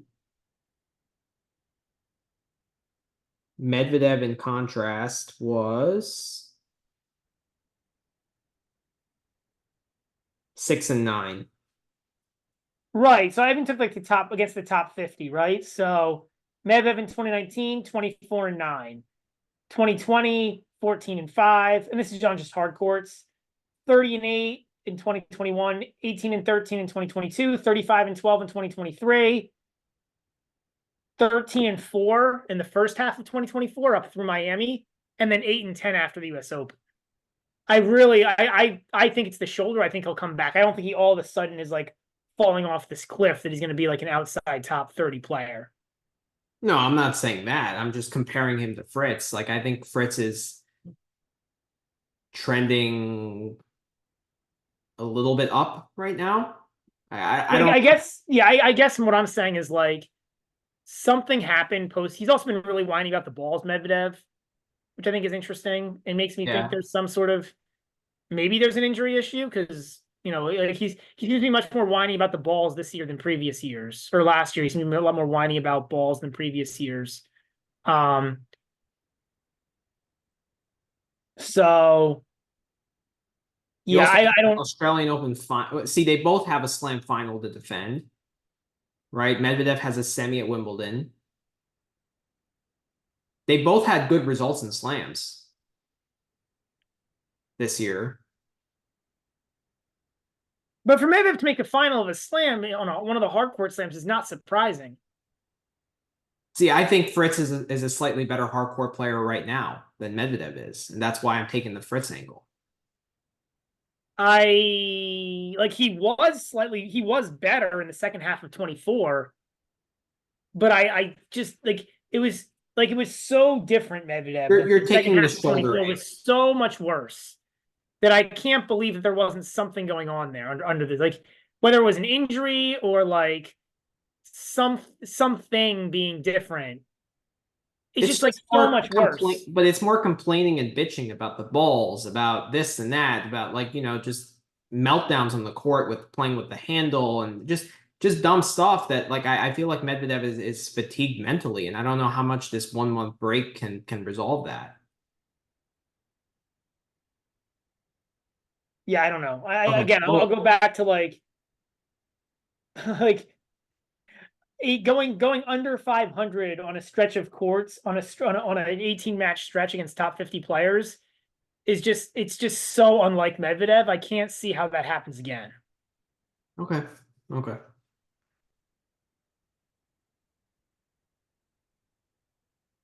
So do you think Fritz, you like if you had to put money on it, you would say he's kind of ranked between what, like 6 and 7? 6-10. Okay. Like Yeah, I if I guess had to a little bit rank it higher. going into this year, I'd put Medvedev in fifth. Like I'd go Sinner, Alcaraz, Zverev. I guess I'll throw Djokovic fourth, and then I'd probably put Medvedev fifth. and then I put Fritz in the 6 to 10 bucket with Ruud, Rublev, I guess. Okay. Minaur, like I put him in like the 6 to 9 bucket. Okay. I mean, I agree with you for the most part. I just flip-flop Fritz and Medvedev. That's a good dinner bet. I will see Good what one. happens. I Nice. feel pretty good about backing Medvedev there, but you've got a point, right? It all depends on like, and I get why like this is. It's not surprising that this would be a debate and it would go this way. Okay. All right. I like it. Next one, Berrettini or Lechka?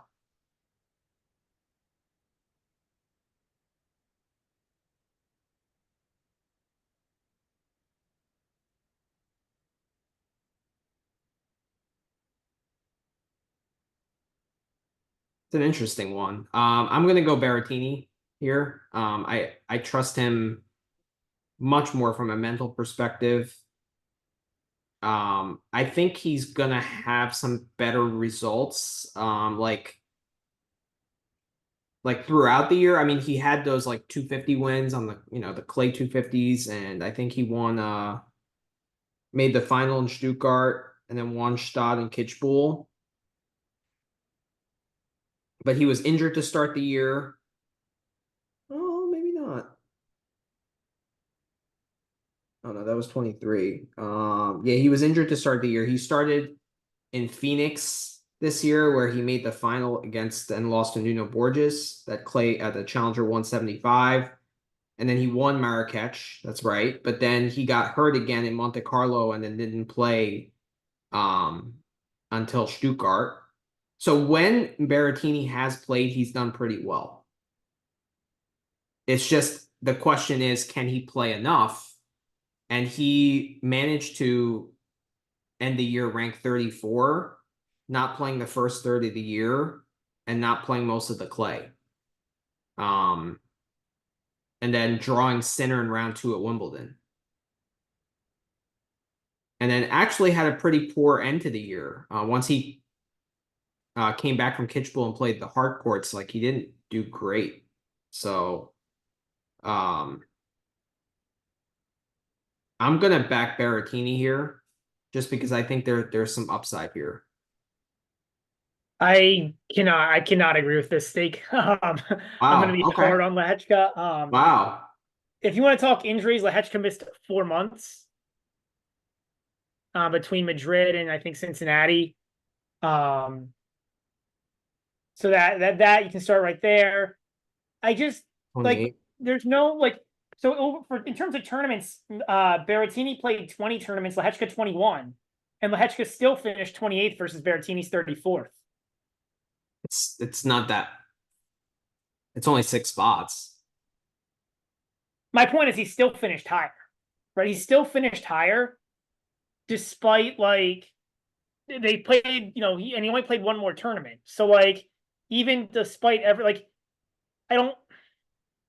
just think there's so much more upside for Lehechka than Berrettini. Like I don't have confidence that Berrettini makes it through the year healthy.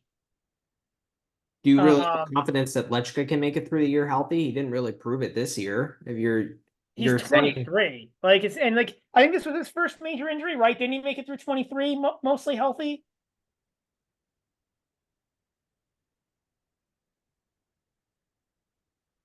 Yeah, he played 61 matches in 23, so I'm assuming he was mostly healthy.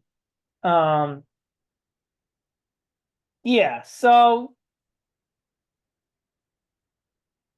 yeah, I can't I don't know if somebody like I would be I'd have wait, and then Berrettini's also pretty brittle. We talked about that, how he struggles coming back after playing a long week, struggles on the hard courts. I think that's probably a physical issue at this point. Like to me, there's just too many physical issues with Berrettini to back him over Lehechka. Lehechka's got talent, much more room to improve.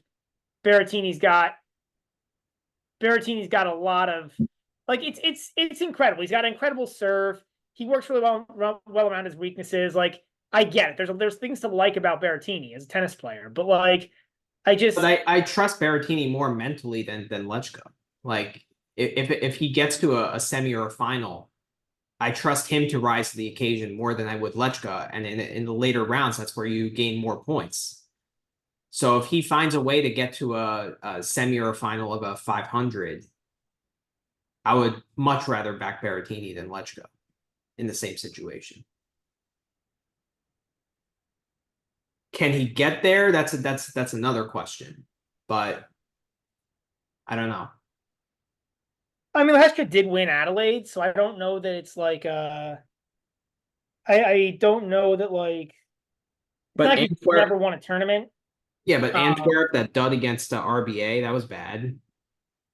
Yeah, I get that. I hear you. I just don't. I have a hard time. This to me is like it's one of those where like could Berrettini beat Lehechka? Yes, but I think Berrettini would need to have like something. We need to go like I don't see like Lehechka. I just think he's too good of a player. I don't see this year going that much worse for him, given that he missed 4 months. I don't see how Berrettini does much better given he played 20 tournaments. I don't see him playing 25 tournaments next year. Yeah, but he missed the first third of the year. He missed all of the Australian swing and he missed February. Like the first tournament he played was Phoenix. Yeah, but Lehechka missed 4 months. That's 2 months, right? Wait, Lechka missed what? He missed 4 months. He missed Madrid to No, he played Madrid. He lost to FA in the Madrid semis. Lechka. He missed, but he got hurt. That's when he hurt his Oh, ass. okay, so then he didn't play Rome. Okay. He didn't play Rome, yeah. Roland Garros, anything on the grass, anything pre-Olympics. Didn't play Olympics. Didn't play. I think he played. I think he either came back for Canada or for Cincy. Cincy. So that's yeah. I mean, so they both basically missed 2 slams, right? No, Berrettini missed 1, right? Did Berrettini miss the second? No, Berrettini. Oh, Berrettini missed the French. He got hurt again. Okay. Yeah. Yeah, I guess they both missed pretty equal time. That's fine. I'm just saying, like, you think you trust Berrettini to be healthy more than Lehechka? I can't get there. Nah, I don't trust him to be more healthy. I trust him to rise to the occasion more when he is playing. When they're both playing, I trust Berrettini more. That's what I'm trying to say. I think Berrettini at his best. If Berrettini is healthy and feeling physically good, I agree. I just think that's like a third of the year. You know, like whereas for Lehechka, he should be at his normal level for 10 to 11 months. I don't see it for Berrettini. Like 49 matches last year, 26 matches in 23, 44 matches in 22, 53 in 2021. Like he's just not going to play. Like But when Berrettini was top 10 in 20 and 2021, how many matches was he playing in those years?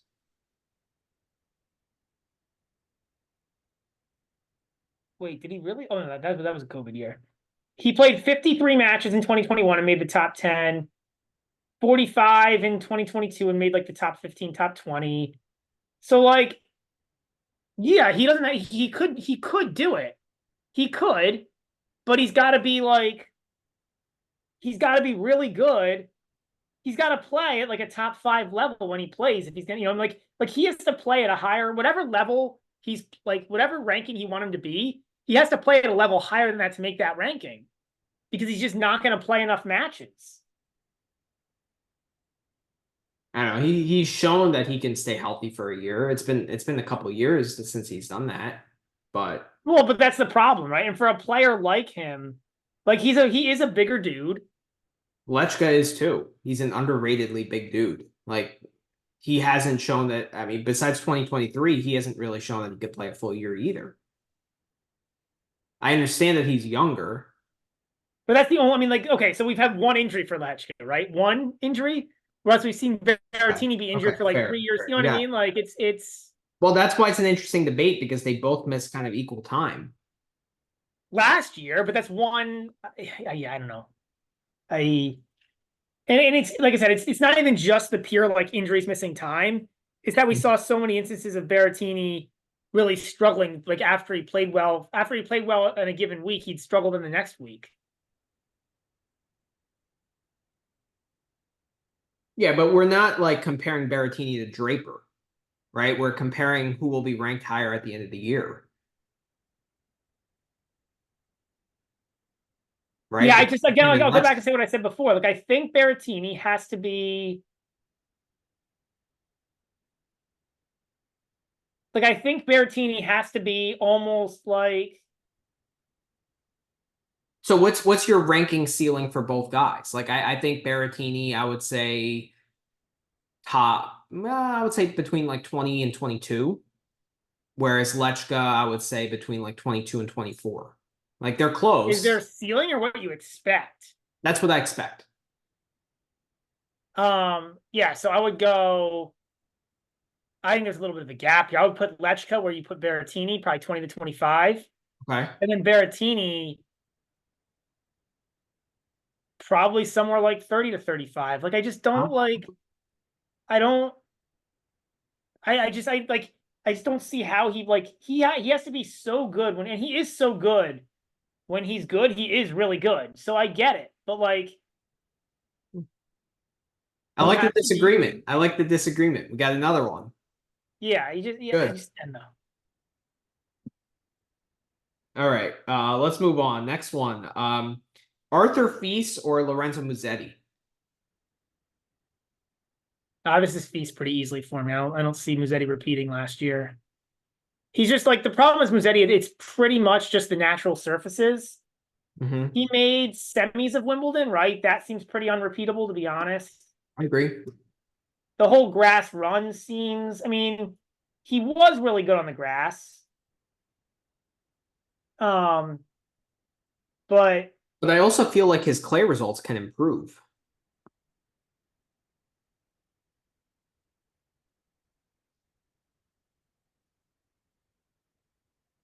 right? Like he lost third round at Roland Garros because he played Djokovic.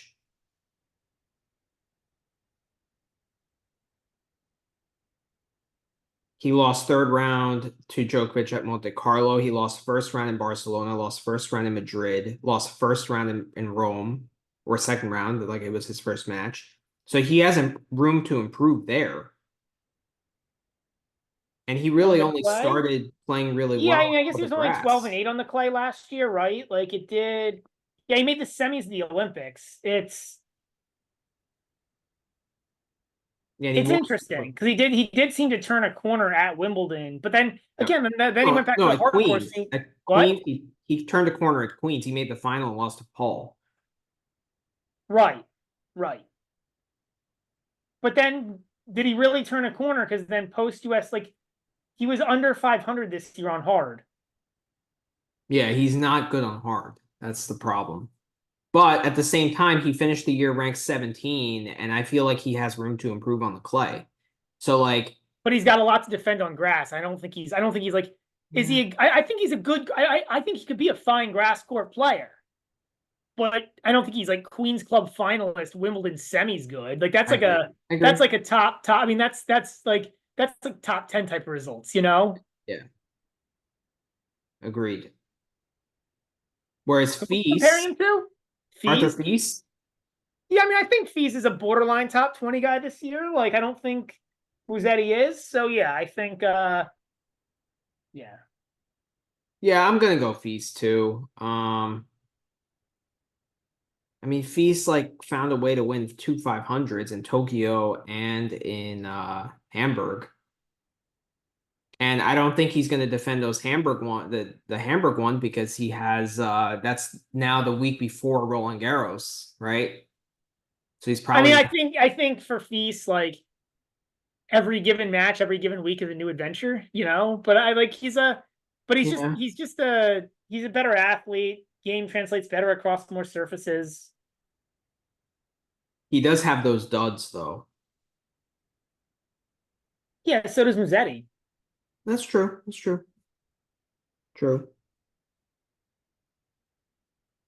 I guess, due to the Tokyo, I guess he is a better hardcore player, right? Like, No, I mean Musetti is like a 500 hardcore player. Like you know what I mean? Like yeah, he's like I don't even know if he Musetti. got I really waxed don't by even think Shang. Musetti is top 50 on hardcore. I agree with that. I mean, he got waxed by Shang in that Chengdu final. He got waxed a few times Yeah. by bad players. He didn't really. Who's the Cerundolo and best player he Davis beat? Cup. Who's the best player he beat on hard? Oh, he beats Zverev. He beats Zverev in Vienna. Okay. Yeah, that was crazy. That was a crazy match. That was. I Would can't. you I say? still can't believe that Zverev didn't win that match. But like Tokyo, okay, so Feast beat Fritz, Berrettini, Shelton, and Rune, but like Fritz was 3 sets, Berrettini was 7-6. Berrettini got hurt, to go back to our previous discussion. Probably puts a smile to your face, knowing that we have a dinner bet on it. Shelton, that was 7-5, 6-7, 7-6. Rune was 2 tie breaks. Like that was just a crazy good mental effort by Feast to win that tournament. So I don't know if it necessarily shows his prowess per se, more than just like being a mental beast that week. Right, but then he's also got like weird, goofy losses where he didn't win the close points or close tie breaks or whatever. You know what I mean? Yeah, Like that's he true. could have beaten he could have beaten Shelton in Basel, Right. right? And he could have won that And he had tournament. like Like 5 set points. yeah, so I think I don't think that I think Fees will get to where he got to this year. It may not be the same tournaments, but like he can play well on any surface. Like, yeah. I don't see like so Musetti finished 250 points above Fees. I don't see how Musetti repeats last year. I really don't. Just like I think that's what 1,500 points on grass that he'll be lucky to defend like a third of that. Yeah, but that's why I decided to compare these two guys because like they both had kind of weird years. Like Feast racked up most of his points in 2 events in Hamburg and Tokyo, right? And Musetti racked up a huge portion of his points in that little swing, right? Between Queens and Yeah, the Wimbledon. difference is I think Feast is it repeatable in those tournaments? Probably not. But will he compete for a 250 or a 500 for a couple of 250 or a 500 like somewhere in the year? Yeah. You know what I mean? Like it might not be those exact tournaments, but like I think he's pretty clearly a good enough player to do that. And Whereas like okay, so Musetti, like you're asking Musetti to repeat what he did on grass. I don't think that's happening. Like if Musetti would have done better on hard court, and I'm not even saying well, but if he would have done better on hard court, I would have bought into this being like a new Musetti. But the fact that he immediately regressed back to being like the old Musetti on hard tells me like but how much it could have it been due to like fatigue from that crazy run between Queens and the Olympics? could be, could be. I don't I, buy it, but it could be. I'm slightly on Feast, but I think it's close. Okay. Yeah, I You don't don't. think it's close? So like what do you think like ranking ceilings are for both guys? Like Oh, I if mean, ceiling for Feast is inside the top 10. Like, I'm not saying I think they'll get yeah, there. But like, where do you think they will end up at the end of 2025? These two guys. I think Feast will end up around where he is, like somewhere in the low teens. He is younger too, right? Actually, they're both pretty young. I keep forgetting how young Yeah, Musetti is. He's Musetti's been only around forever. yeah, but he's still only 22. Is Yeah. Musetti actually younger? No. No, no. Feast is only 20. Yeah. Um, yeah, I mean, Feast should keep getting better. So I would think Feast. I'll put Feast somewhere in the low teens. Um, and I'll put Musetti. I think Musetti falls pretty far. I'll put him somewhere in like the mid-20s. Okay. Yeah, I tend to agree. I think Feast is like between 15 and 17, and Musetti is like between 20 and 22. So we're close. We're close. But it's an interesting discussion. Next one, Cobolli or Arnaldi? I like how you compared two very similar players, actually. Yeah. Um,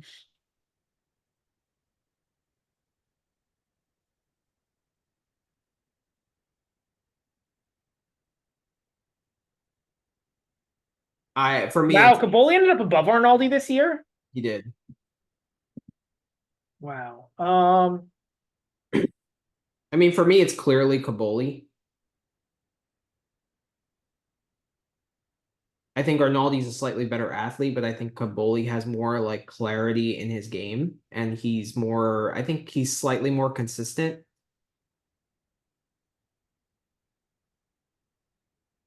I like both these guys. Like I enjoy watching both Watch. these guys I love play. both of them too. What? To watch, I love both of them as well. Yeah. They're separated by 5 spots right now. I think Arnaldi has a higher upside. I think his ceiling is higher, but I trust Cobolli more like week to week.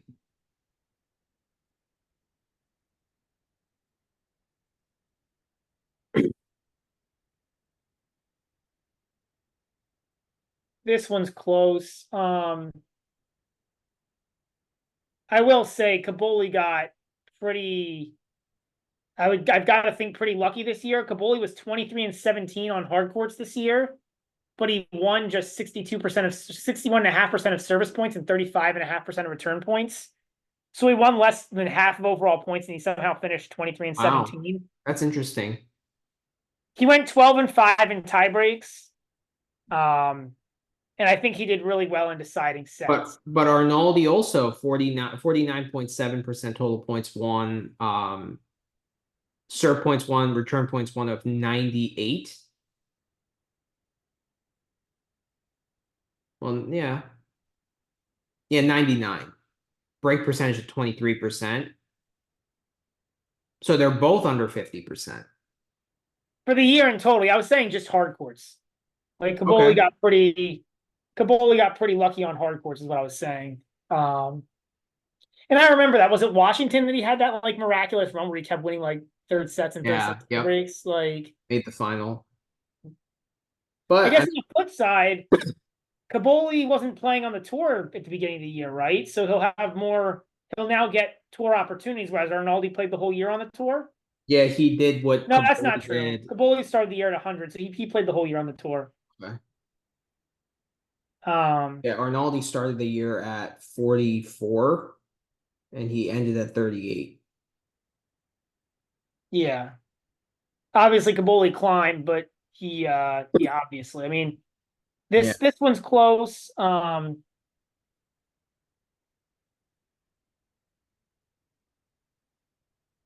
It's close for me too. I don't know. I think Cobolli kind of knows what his strengths are and what his weaknesses are more than Arnaldi. Like I think Arnaldi's gonna have more growing pains.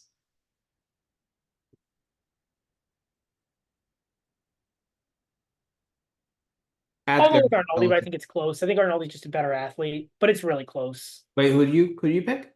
I picked Arnaldi. I think he's just a Arnaldi? better athlete, and I think that Okay. to me is the tiebreaker here. But it's like I think Arnaldi's. I don't. Cobolli could get more consistent, and he could get better tactically. But I think Arnaldi could get better. I think there's more of a pathway for Arnaldi to get better. I think, but Cobolli has more power. It's tough. It's really close. Tough, yeah. Yeah, Arnaldi's the better mover. Cobolli's the better, like, he just has more discipline and he has a better forehand. Serve, I think, is pretty even. Yeah. Tactics, I think, go to Cobolli. Athleticism goes to Arnaldi. So, and they're both in very similar parts of their career, right? They're both like 22, right? Physically, they're both in good shape. Yeah. So that's an interesting one. That's really interesting. So we have like clear disagreements on Rublev, Minaur. I'm on Minaur, you're on Rublev. Ruud, Hurkacz, we're both on Ruud. Draper, Paul, I think it was just too tight there. Dimitrov or Rune, we discussed it in the first segment. We were both on Rune there. Fritz or Medvedev, clear disagreement. Berrettini, Lechka, clear disagreement. And Cobolli or Arnaldi, I guess we can count that one, but it's very close as well. So disagreements on 4 of them. So what are the 4? Rublev, Minaur, Fritz, Medvedev, Berrettini, Lechka, Cobolli, Arnaldi. Yep. All right. Oh, well, actually, Cobolli or Arnaldi we can pull out because I think that one's Okay. pretty close. So we'll do a best of 3: Berrettini, Lechka, Rublev, de Minaur, and Fritz, Fritz Medvedev. Medvedev. Nice. Very good. Yeah, I like my 3 horses there. I like my chances of winning a dinner bet. All right, sounds good. And then the last segment, buy or sell.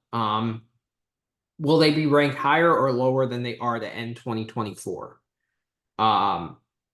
First one, Thomas Machac. Where is he right now? I think he's 24. 25. Okay.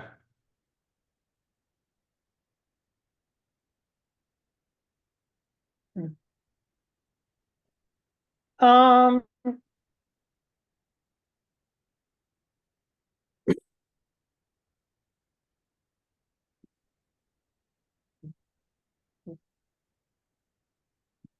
I'm gonna say higher.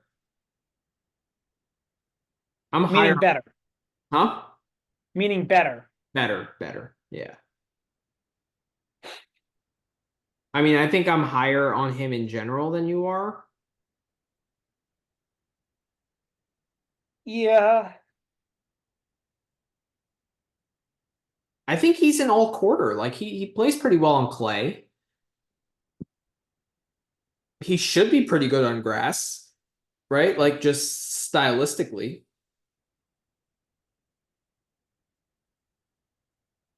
Yeah. And he did really well on the hard court at the end of the year. So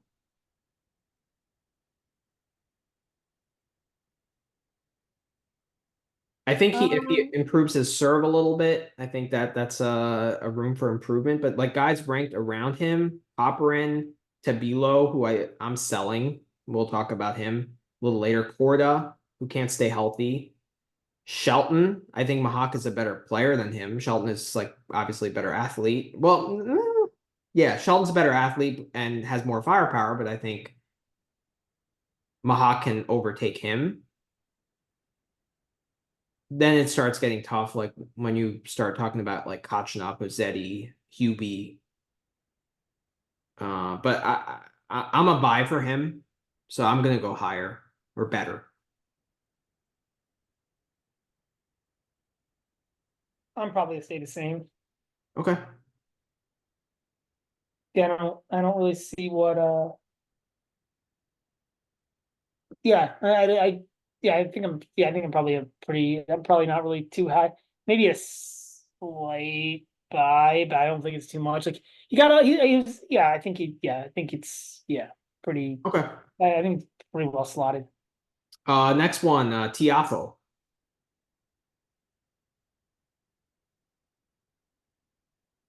He's ranked 18 now, which is is higher than I expect for like a guy that feels like he struggled until the US Open, honestly. Or I guess until Wimbledon, because then he played a really tough match against Alcaraz in that 3rd round, and then he made the Cincy final. So I guess that's where he racked up most of his points, right? The Cincy final and the US Open semi. But that's like Tiafoe. He's just a better player. I mean, I've done the stats on this. I don't have the stats offhand, but I've done the stats on this. He's so much better when he's in America. Like that's just like But yeah, that's a Tiafoeism. that's a Tiafoe thing. Like he basically plays too much, or not even not even the it's not even like the all of America. It's really just that like he plays basically for the month of August.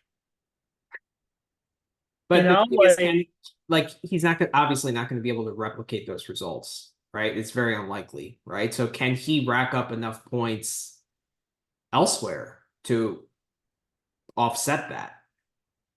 But I think he's going to defend a lot of those points. And then he's also got Houston finals. No, I was thinking more along the lines of like he made quarters of Dallas, semis of Delray Beach, lost first round to Miami, second round Indian Wells. Like those are all American tournaments he could do better in. Indian Wells probably not, but the other three, like he shouldn't lose to Chris O'Connell. No. You know, so like that should get better.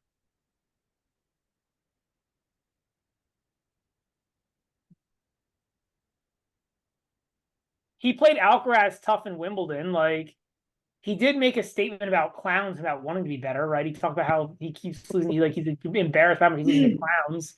So like he should. I'm another hold here, man. I'm gonna be a hold a lot here, but I'm a hold because I think like these things offset each other. Yeah, I'm a hold on Tiafoe too. I think he'll be ranked close. If I had to lean one way, it'd probably be a sell.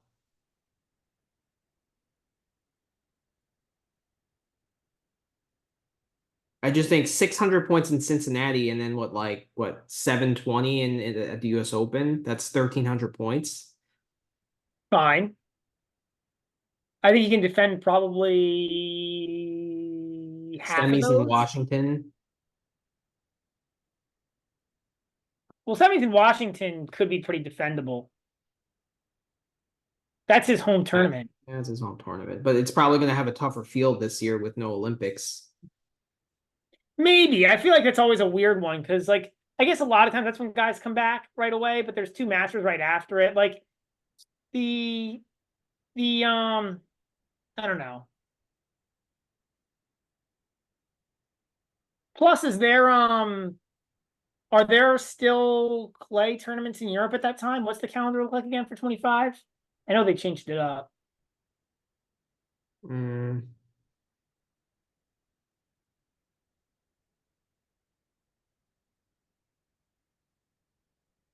In like in August.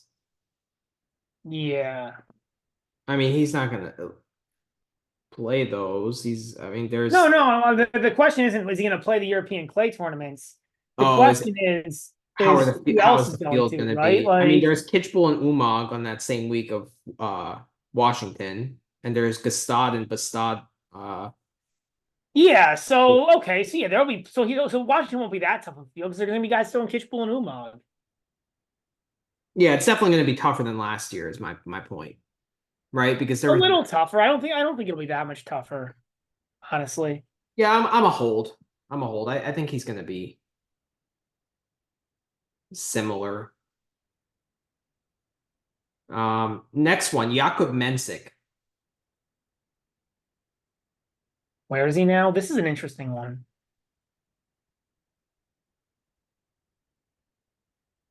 I think he's in I think he's in the top 50. 48. 48.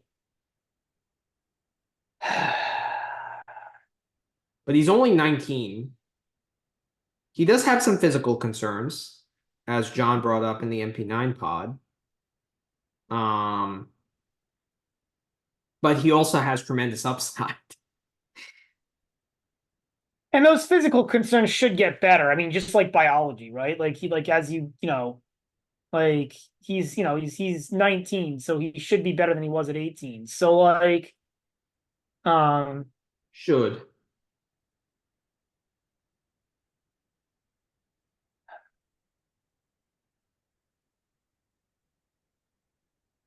But at the same time, he started the year playing challengers. Beginning of the year, he made the final of the Canberra Challenger, lost to Kopfer in the final, but like he was ranked out of the top 150, and he's worked his way up to 48. But like as we've seen with Arnaldi, right? Like once you get to this high of a ranking, it's like you peak at some phase, you know? no, and that's fine, but like the differences here are, one, Arnaldi's at like 10 spots higher, right?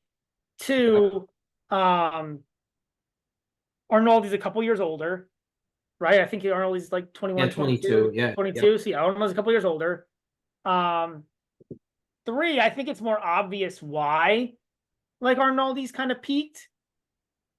You know, like he's just like the strokes just aren't quite good enough for Arnaldi. Like they're good, but it's a different level when you're talking about like, being in the top 20, 30 consistently, which is the next step for him.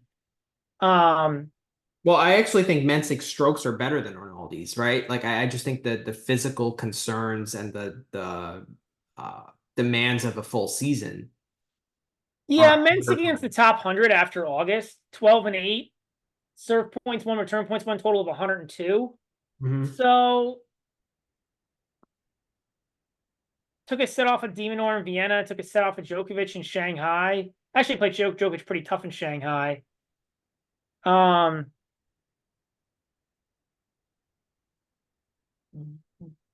Beat FA down bad at the US Open. Yeah, should have beaten Nuno. He had match points against Nuno. Yeah, I'll be a buy here on Mensik. Me too. And I think his game should be fine on clay. I don't think his clay results were that good this year, but I think that's also just like a time issue. So yeah, he was 5-4 on clay. Yeah, I'm gonna go with I think he can. He does have to defend a final in Doha, but that's now a 500. But Yeah, I Djokovic agree. Yeah, and it's only Sinner, 165 points. yeah, that's true. Djokovic and Sinner are entered into that event. Well, it doesn't mean they're gonna play. True, good point. Good point. But he did really well at that phase of the year. But I think like with him, he's good enough to replace that somewhere else. I agree. Like, and now being ranked higher, he should have better draws to start the event. So I agree. I'm a buy on him as well. yeah, I'm a buy. World-class backhand. He has an amazing backhand. Yeah, he has a good backhand. Yeah. Not about world class, but very, very good. It's good. Zhang is the next one. He's really regressed, honestly. Regress from what? Well, remember at the end of 2023, we were praising him, how well he was doing tactically against, I think, Hubie when he got to third set breaker.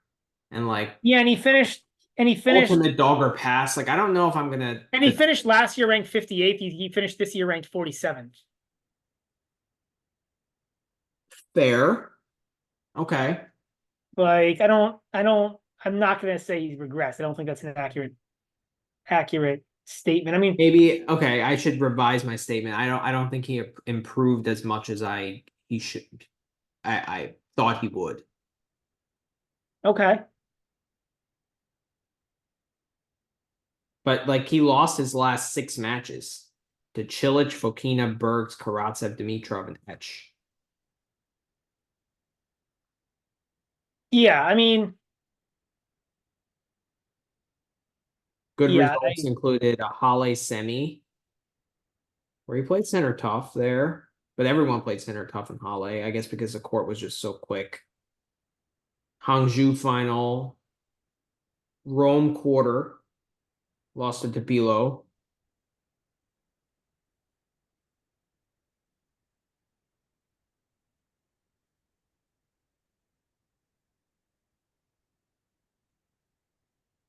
I mean, that's about it. Okay, so his ranking improved 11 spots in 2024. How much more can it improve from here? Like, I think that's where he kind of belongs, right? Like around. Yeah, I think I'm a hold. I'm not a buy. I had a really bad reaction to saying he regressed because I don't think he regressed. I think he just, I think he just didn't go anywhere. I think the last 6 matches of the year kind of like put a bad taste in your mouth. Yeah. Yeah. But remember, that was after making the Hangzhou final. So. But yeah, it wasn't great. I mean, Yeah, I think he is who he is. I think he ends up. I think I'm a true hold here. I'm Okay. yeah. Finished the year 25 and 29. Serve points one, returns point one of 99. Yeah, I mean, actually, you said he regressed. He did go from 19 and 17 to 25 and 29. So I guess by that standard, he did regress.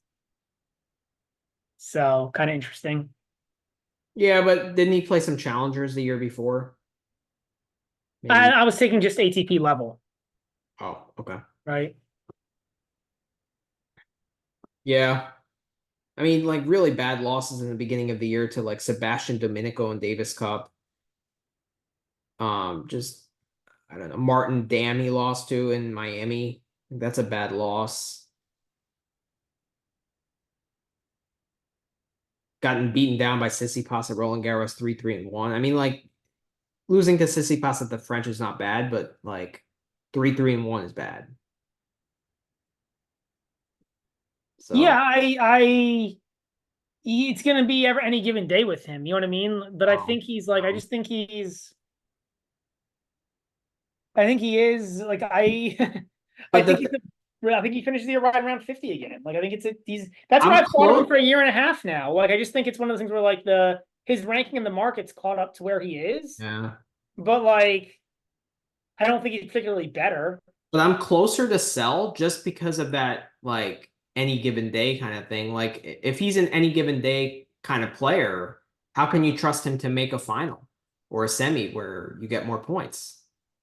I mean, because he's gonna do it a couple of tournaments, right? Like there's enough tournaments in the year. A couple of tournaments he's gonna have good days and make a final or a semi. I guess. I'm a hole too, but I don't know.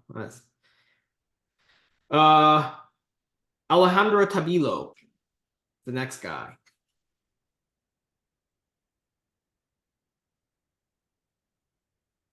He was probably our bulldog of the year, I would say, right? Him and Yeah, Thompson. yeah. Um, He finished the year ranked 23. He's a pretty clear sell to me.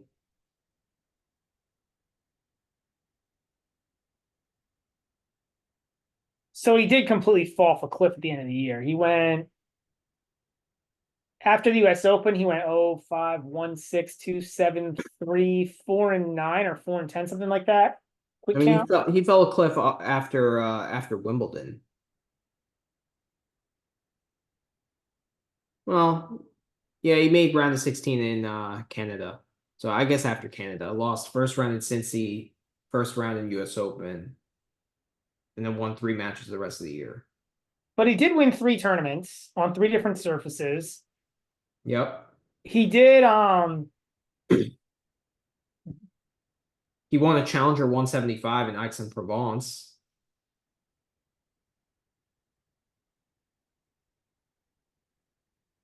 He made the Rome semi, where he should have. Santiago final. Um, It's a lot of good results. so here's the thing. I think like this was his first year on the tour, and it's like the rookie football player who like makes it through 9 games and just falls apart because they just get tired. You know what I mean? Whether like because remember we talked about this a little bit with him. Like there's a lot more travel on the ATP tour than there is for Yeah. most of these challenger guys. So it's Yep. just a harder lifestyle. And so I think like I mean maybe it's not. I guess it depends what you like. Like you're in better cities. You're in better cities, better accommodations. So those are Yeah. advantages. But like there is a lot more travel, a lot more getting used to different places. A lot more playing on different surfaces, different balls, like different temperatures. So there's a lot more of that. So my point is it's like a different world than playing on the Challenger Tour. It could have just been an adjustment issue. He just got tired after 6 months, or he could have been hurt and not said anything. That happens too. But this was by far his best year because prior to this year, he was hovering around like 100 in the world. Right. Well, yeah. I mean, yeah. But he started to pick it up at the end of last year, right? Wasn't the end of last year when his ranking started to go up? Yeah, he won a few challengers here and there. Yeah. Yeah, and the last year he did well, and then he transitioned that into Auckland, where he really shot up. Because after Auckland, he won that title. He went from top 80 to top 50 immediately. Yeah. And then from after the Santiago final, went from top 50 to top like 30, and then the Rome, like he just kind of precipitously went up. So like for me, I just don't think he can match that. To me, he's a clear sell. I think he's gonna hover around like 50 to maybe 40 to 50 in that range. But top 20 or top 25 is going to be hard to maintain. I've got to think about this one more because I do think the second half of the year will be better. Like I don't think he's gonna just fall off a cliff again. Like, But first half of the year, he has so many good results to Auckland, Santiago, Rome. That's a lot of good results that he has to. right, so they kind of offset. I'm not a buy. He also, I think he lost in all 4 slams first round, That's right? true. That's So true. he could improve on that. So that's a lie. He won 2 rounds in Wimbledon. So Yeah, one, the other three he got two slams he rounds in Wimbledon, lost. but 2 and 4 in slams.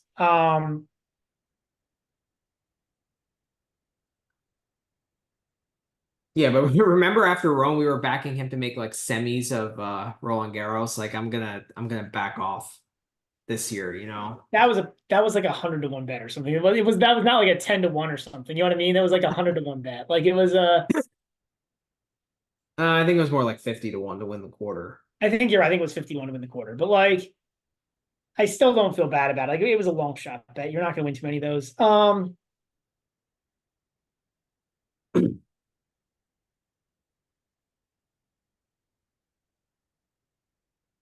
Yeah, I don't know. This one I got to think about some more. It's a tough Oh, one. I might be able to get talked into a hold that he, especially if hold is like maintain top 30. I think that might be feasible. okay. All right. I'm a sell on him. Next one is Gabriel Diallo. This is a random one. Yep. Where is he even right now? Like what am I buying or selling against? I think he's like 70-ish. 87.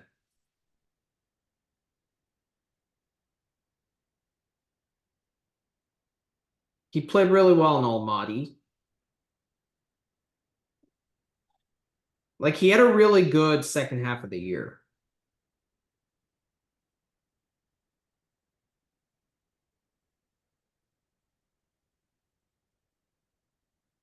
Yeah, I'll buy that he can find 600 points. I think 600 points is I think he can find 600 points.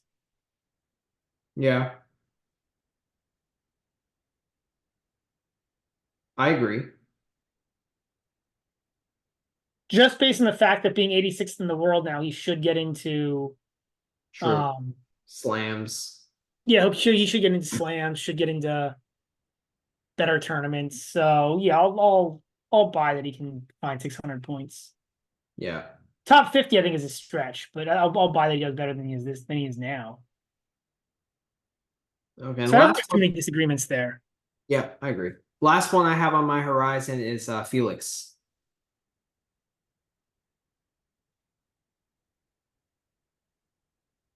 29th. So you got to remember, he had that enchanted run in Madrid when like basically nobody else played, so he made the final. Um, Also had a great run at the Olympics, but no points. right, right, but that wasn't any points. Um, but other than that, he didn't do too much. Nope. So he has 600 points to defend in Madrid.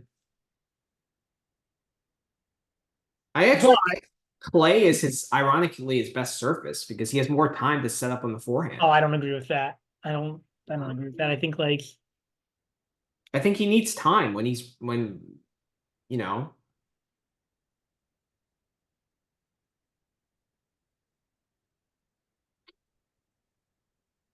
Um,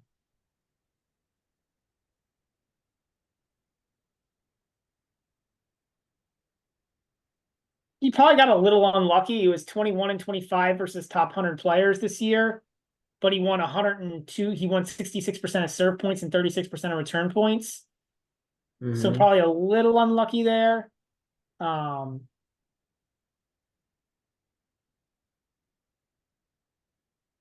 so from that perspective, he probably should do a little bit better. Yeah, the Madrid one was a complete luck box, but Yeah. but also you know, he could find he really didn't have much of a year other than that. But he didn't have much of a year in 2023 either, right? So like But he now won Basel, okay, so equate Basel with Madrid, which is right? basically Like what it just is. substitute the two. Um, To me, it's a hold. He hasn't really shown anything that like really shows that he's able to make improvements, significant improvements. oh, Like he's not a buy to me, actually, now that I think about it. The question is he a sell? okay. I feel like most people are gonna buy on him. Well, he was plus 250 to make the top 20, right? Or something, Something like that. Yeah. right? Um, Hmm, wasn't I mean, I don't really see what's different this year than last.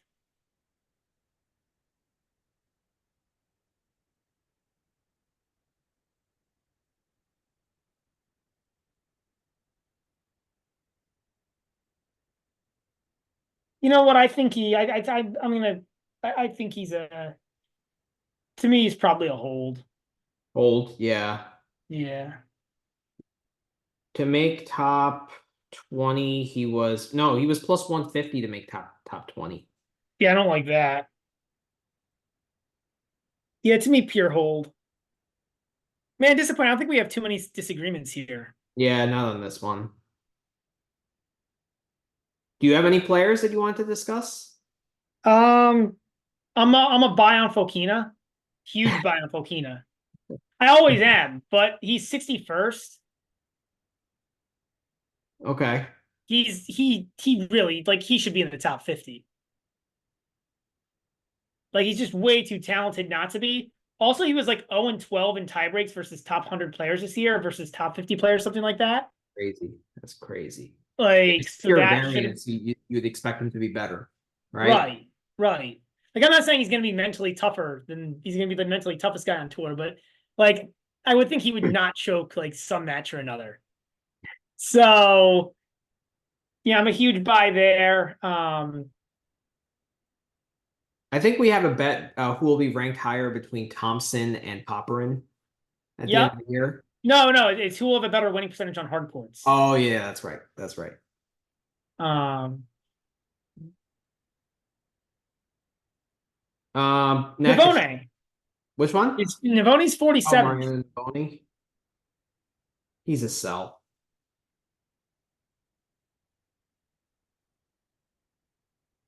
His first half of the year was just like, or like up until the French, when he was just racking up all those clay, challengers, and I think he made the final of Rio as well. And then didn't he win? I think he won a clay challenger 175 where he beat like I think Musetti in the final.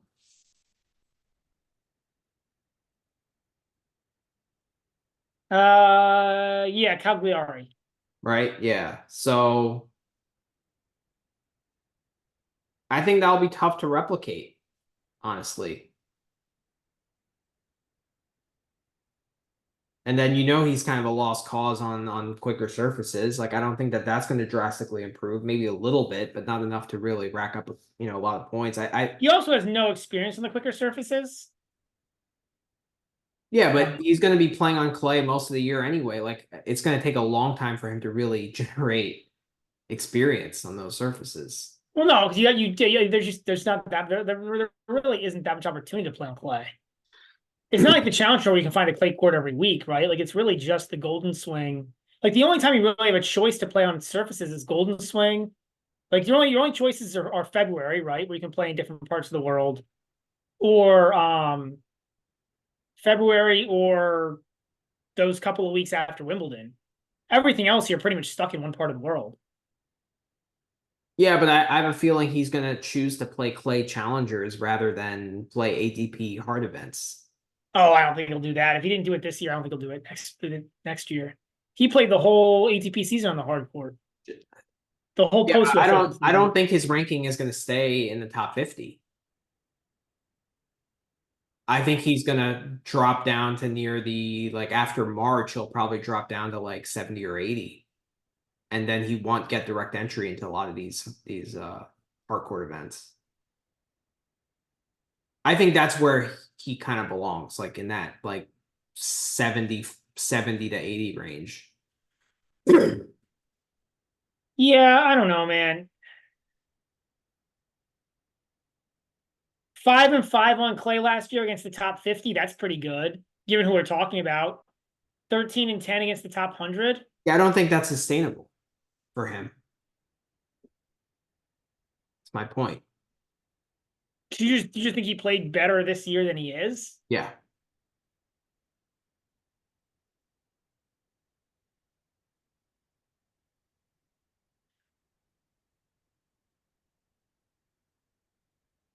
I'm a hold. I'm a Okay. hold. Okay. Hold to buy. Like I think he is. I don't know, and I still gotta think there's some like ability to maybe get better on hard, like just through just sheer experience. Like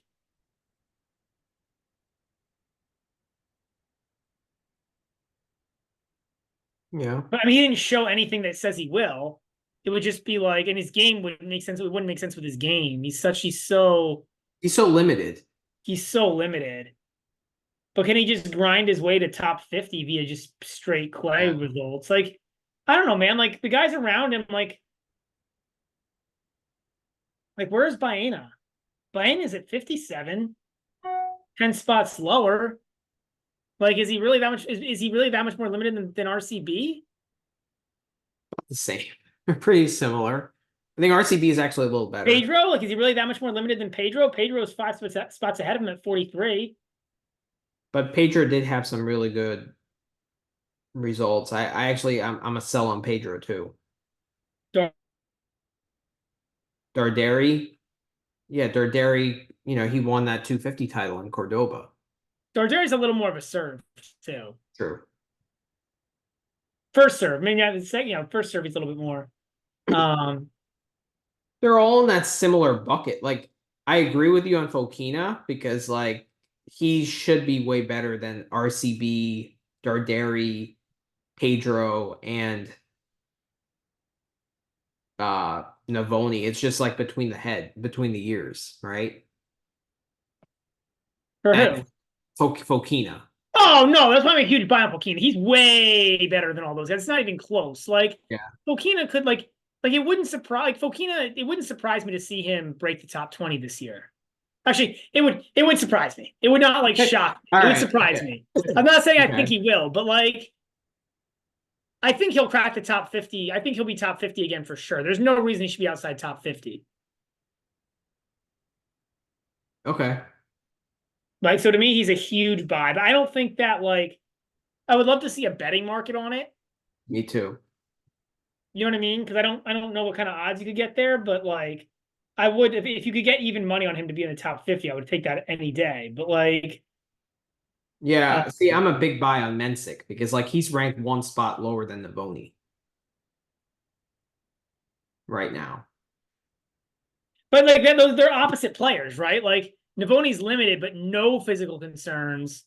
Like there's no concerns with Navoni. He's just limited.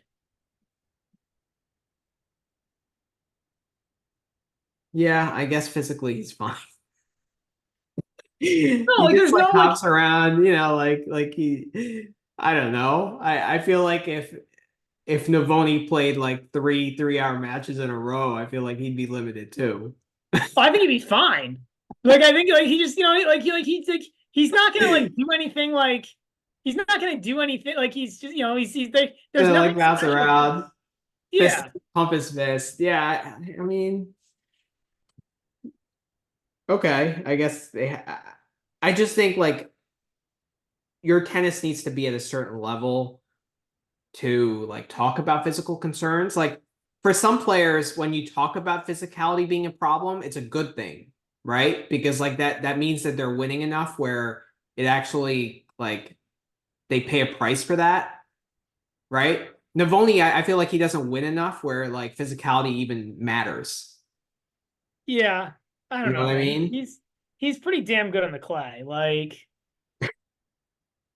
I think he overachieved slightly. Um, how about Monorino? Because I know we were a huge sell on him last year, but now that he's ranked out of the top 60, do you think he improves from there?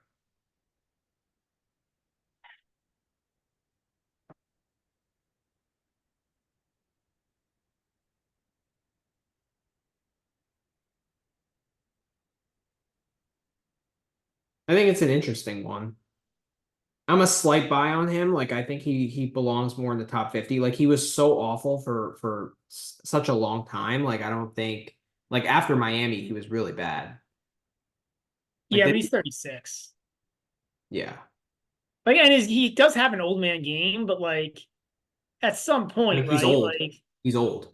yeah, like at some point the wheels fall off. I don't And even that this year was with the benefit of a lot of draws because remember he was ranked in the top 50 up until the end of the year because Yeah. he didn't defend his Sophia points, right? So he lost 15 more spots. So like it's just gonna get harder and harder for him draw wise. Um, That's true. That's a good point. you also wonder if the year starts badly for him. Does he start like thinking about throwing in the towel and just calling it a career? Like, He seems like a guy that's it's going to be hard for him to drop it, and I think he's going to be a challenger journeyman, kind of like a Benoit Paire kind of thing. Like no, but Benoit Paire's got to be. Is Benoit Paire older than him? no, but like if the wheels really fall off, like I feel like he's going to Oh, I don't blow up. know, man. Like, I guess Benoit Paire's. I didn't realize Paire's 35. I don't. I don't see. I don't see Manarino grinding the challenger tour at 37, 38 years old. I just think for a lot of these guys, it's hard for them to drop it. Like they've been doing this their entire life, But and like no, but it's like that's fine for a guy who's 32, hey, 33. Gasquet, Wawrinka, they're all still like plugging away. Like Well, Gasquet's retiring. Gasquet's done. okay, He but yeah, announced. but Right? the Like wheels I feel like really 35, 36 is when you announce. Like, okay. yeah, Gasquet's 38. He's announced he's done. Wawa's got maybe one more year. He's 39. Like, and even Wawa, this was the first year that the wheels really came off. Yeah, until Stockholm. But even then, he only made semis in the 250, right? Like, it's not like it was Yeah. like, Oh, this is an interesting one. Echeverry. He's where, 39. I mean, I think it's pretty close to a hold. I don't, yeah. But Like, that I think it's a little bit of a down year for him. I think was. I think like 30 to 35 would be better, but that's pretty close at this point. Like, you're talking about a couple hundred points. He's gonna improve from there. I think he's more like maybe a 27 to 33 kind of guy. Like he should be hovering around the top 30. The problem is outside of clay. Like his game is so clay dependent. I still think, But remember or he had so that good slow run court in dependent. he Slow had court. that good run in Basel, right? In 23. But then he Like kind of regressed off that. Like, he was coming in yeah. net more and stuff, and then he kind of stopped. Like, I just don't think he's athletic enough, fast enough around the court. Um, I'll be interested to see what Yaron does. I don't know if I'm a buy or a sell on him, but I'll be interested. I need to think about more about him. I think he's an interesting guy. Um,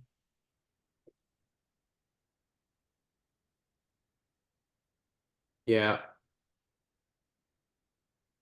Yeah, Etch, I mean, his best result was, I think, Lyon, where he choked away that final against Pericard. Yeah. Can Boo or Kazo continue improving? Kazo's another guy with physical issues. Boo's a guy who really came up at the end of last year, so I think that would Yeah, be I view interesting. Mensik at a slightly higher level than Kazo. I agree. I agree. Oh, Zizou Bergs. He should get better. He's the guy who was a prospect for a long time and finally started coming around a little bit at the end of the year, last six Should be months. getting better. I think he's finally over. I think he's a guy who actually is starting to overcome the physical concerns. Yeah, I would agree with that. And I know he trains really hard. Like somebody was telling me that he really does grind Does. and train really hard. And so I Hmm. think maybe it just took a few years for him to kind of mature and gain Yeah, that. But yeah. Is Rinky Hijikata a sell? Rinky's at 73. he's a Can sell. he stay on the tour or not? Or is he just not good enough?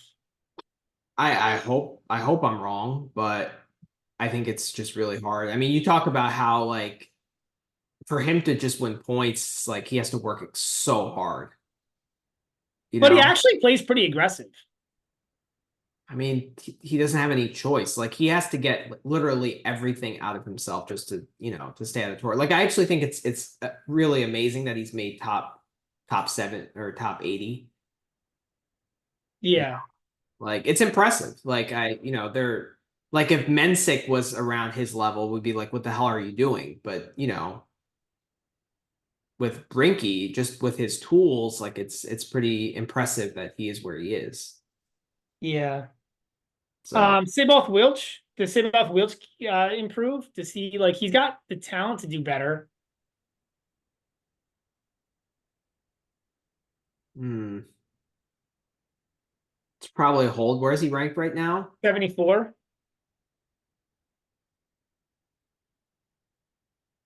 I don't know. I mean,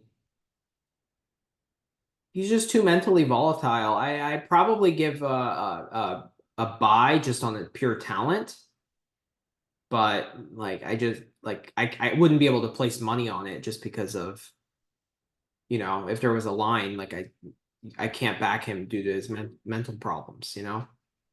Yeah. Here's one for him. Here's one for you. Adam Walton. Does he play? He played 34 tournaments last year. Wow. And where is he ranked? Like 93rd. I just find it funny because he played 34 tournaments. crazy. How many tournaments did Fernley play? I felt like he played a lot. Oh, only 14 because he was in college. Oh, He that's was in right. college the first half of the year. Wow. And then now he's ranked what, like inside the top 90 or 80? 100. He's 99.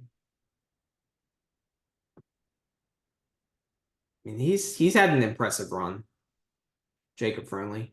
Yeah. He's a guy that I want to watch more tape on because I saw him play Djokovic at Wimbledon, but that's pretty much it. Like I haven't seen much of him otherwise.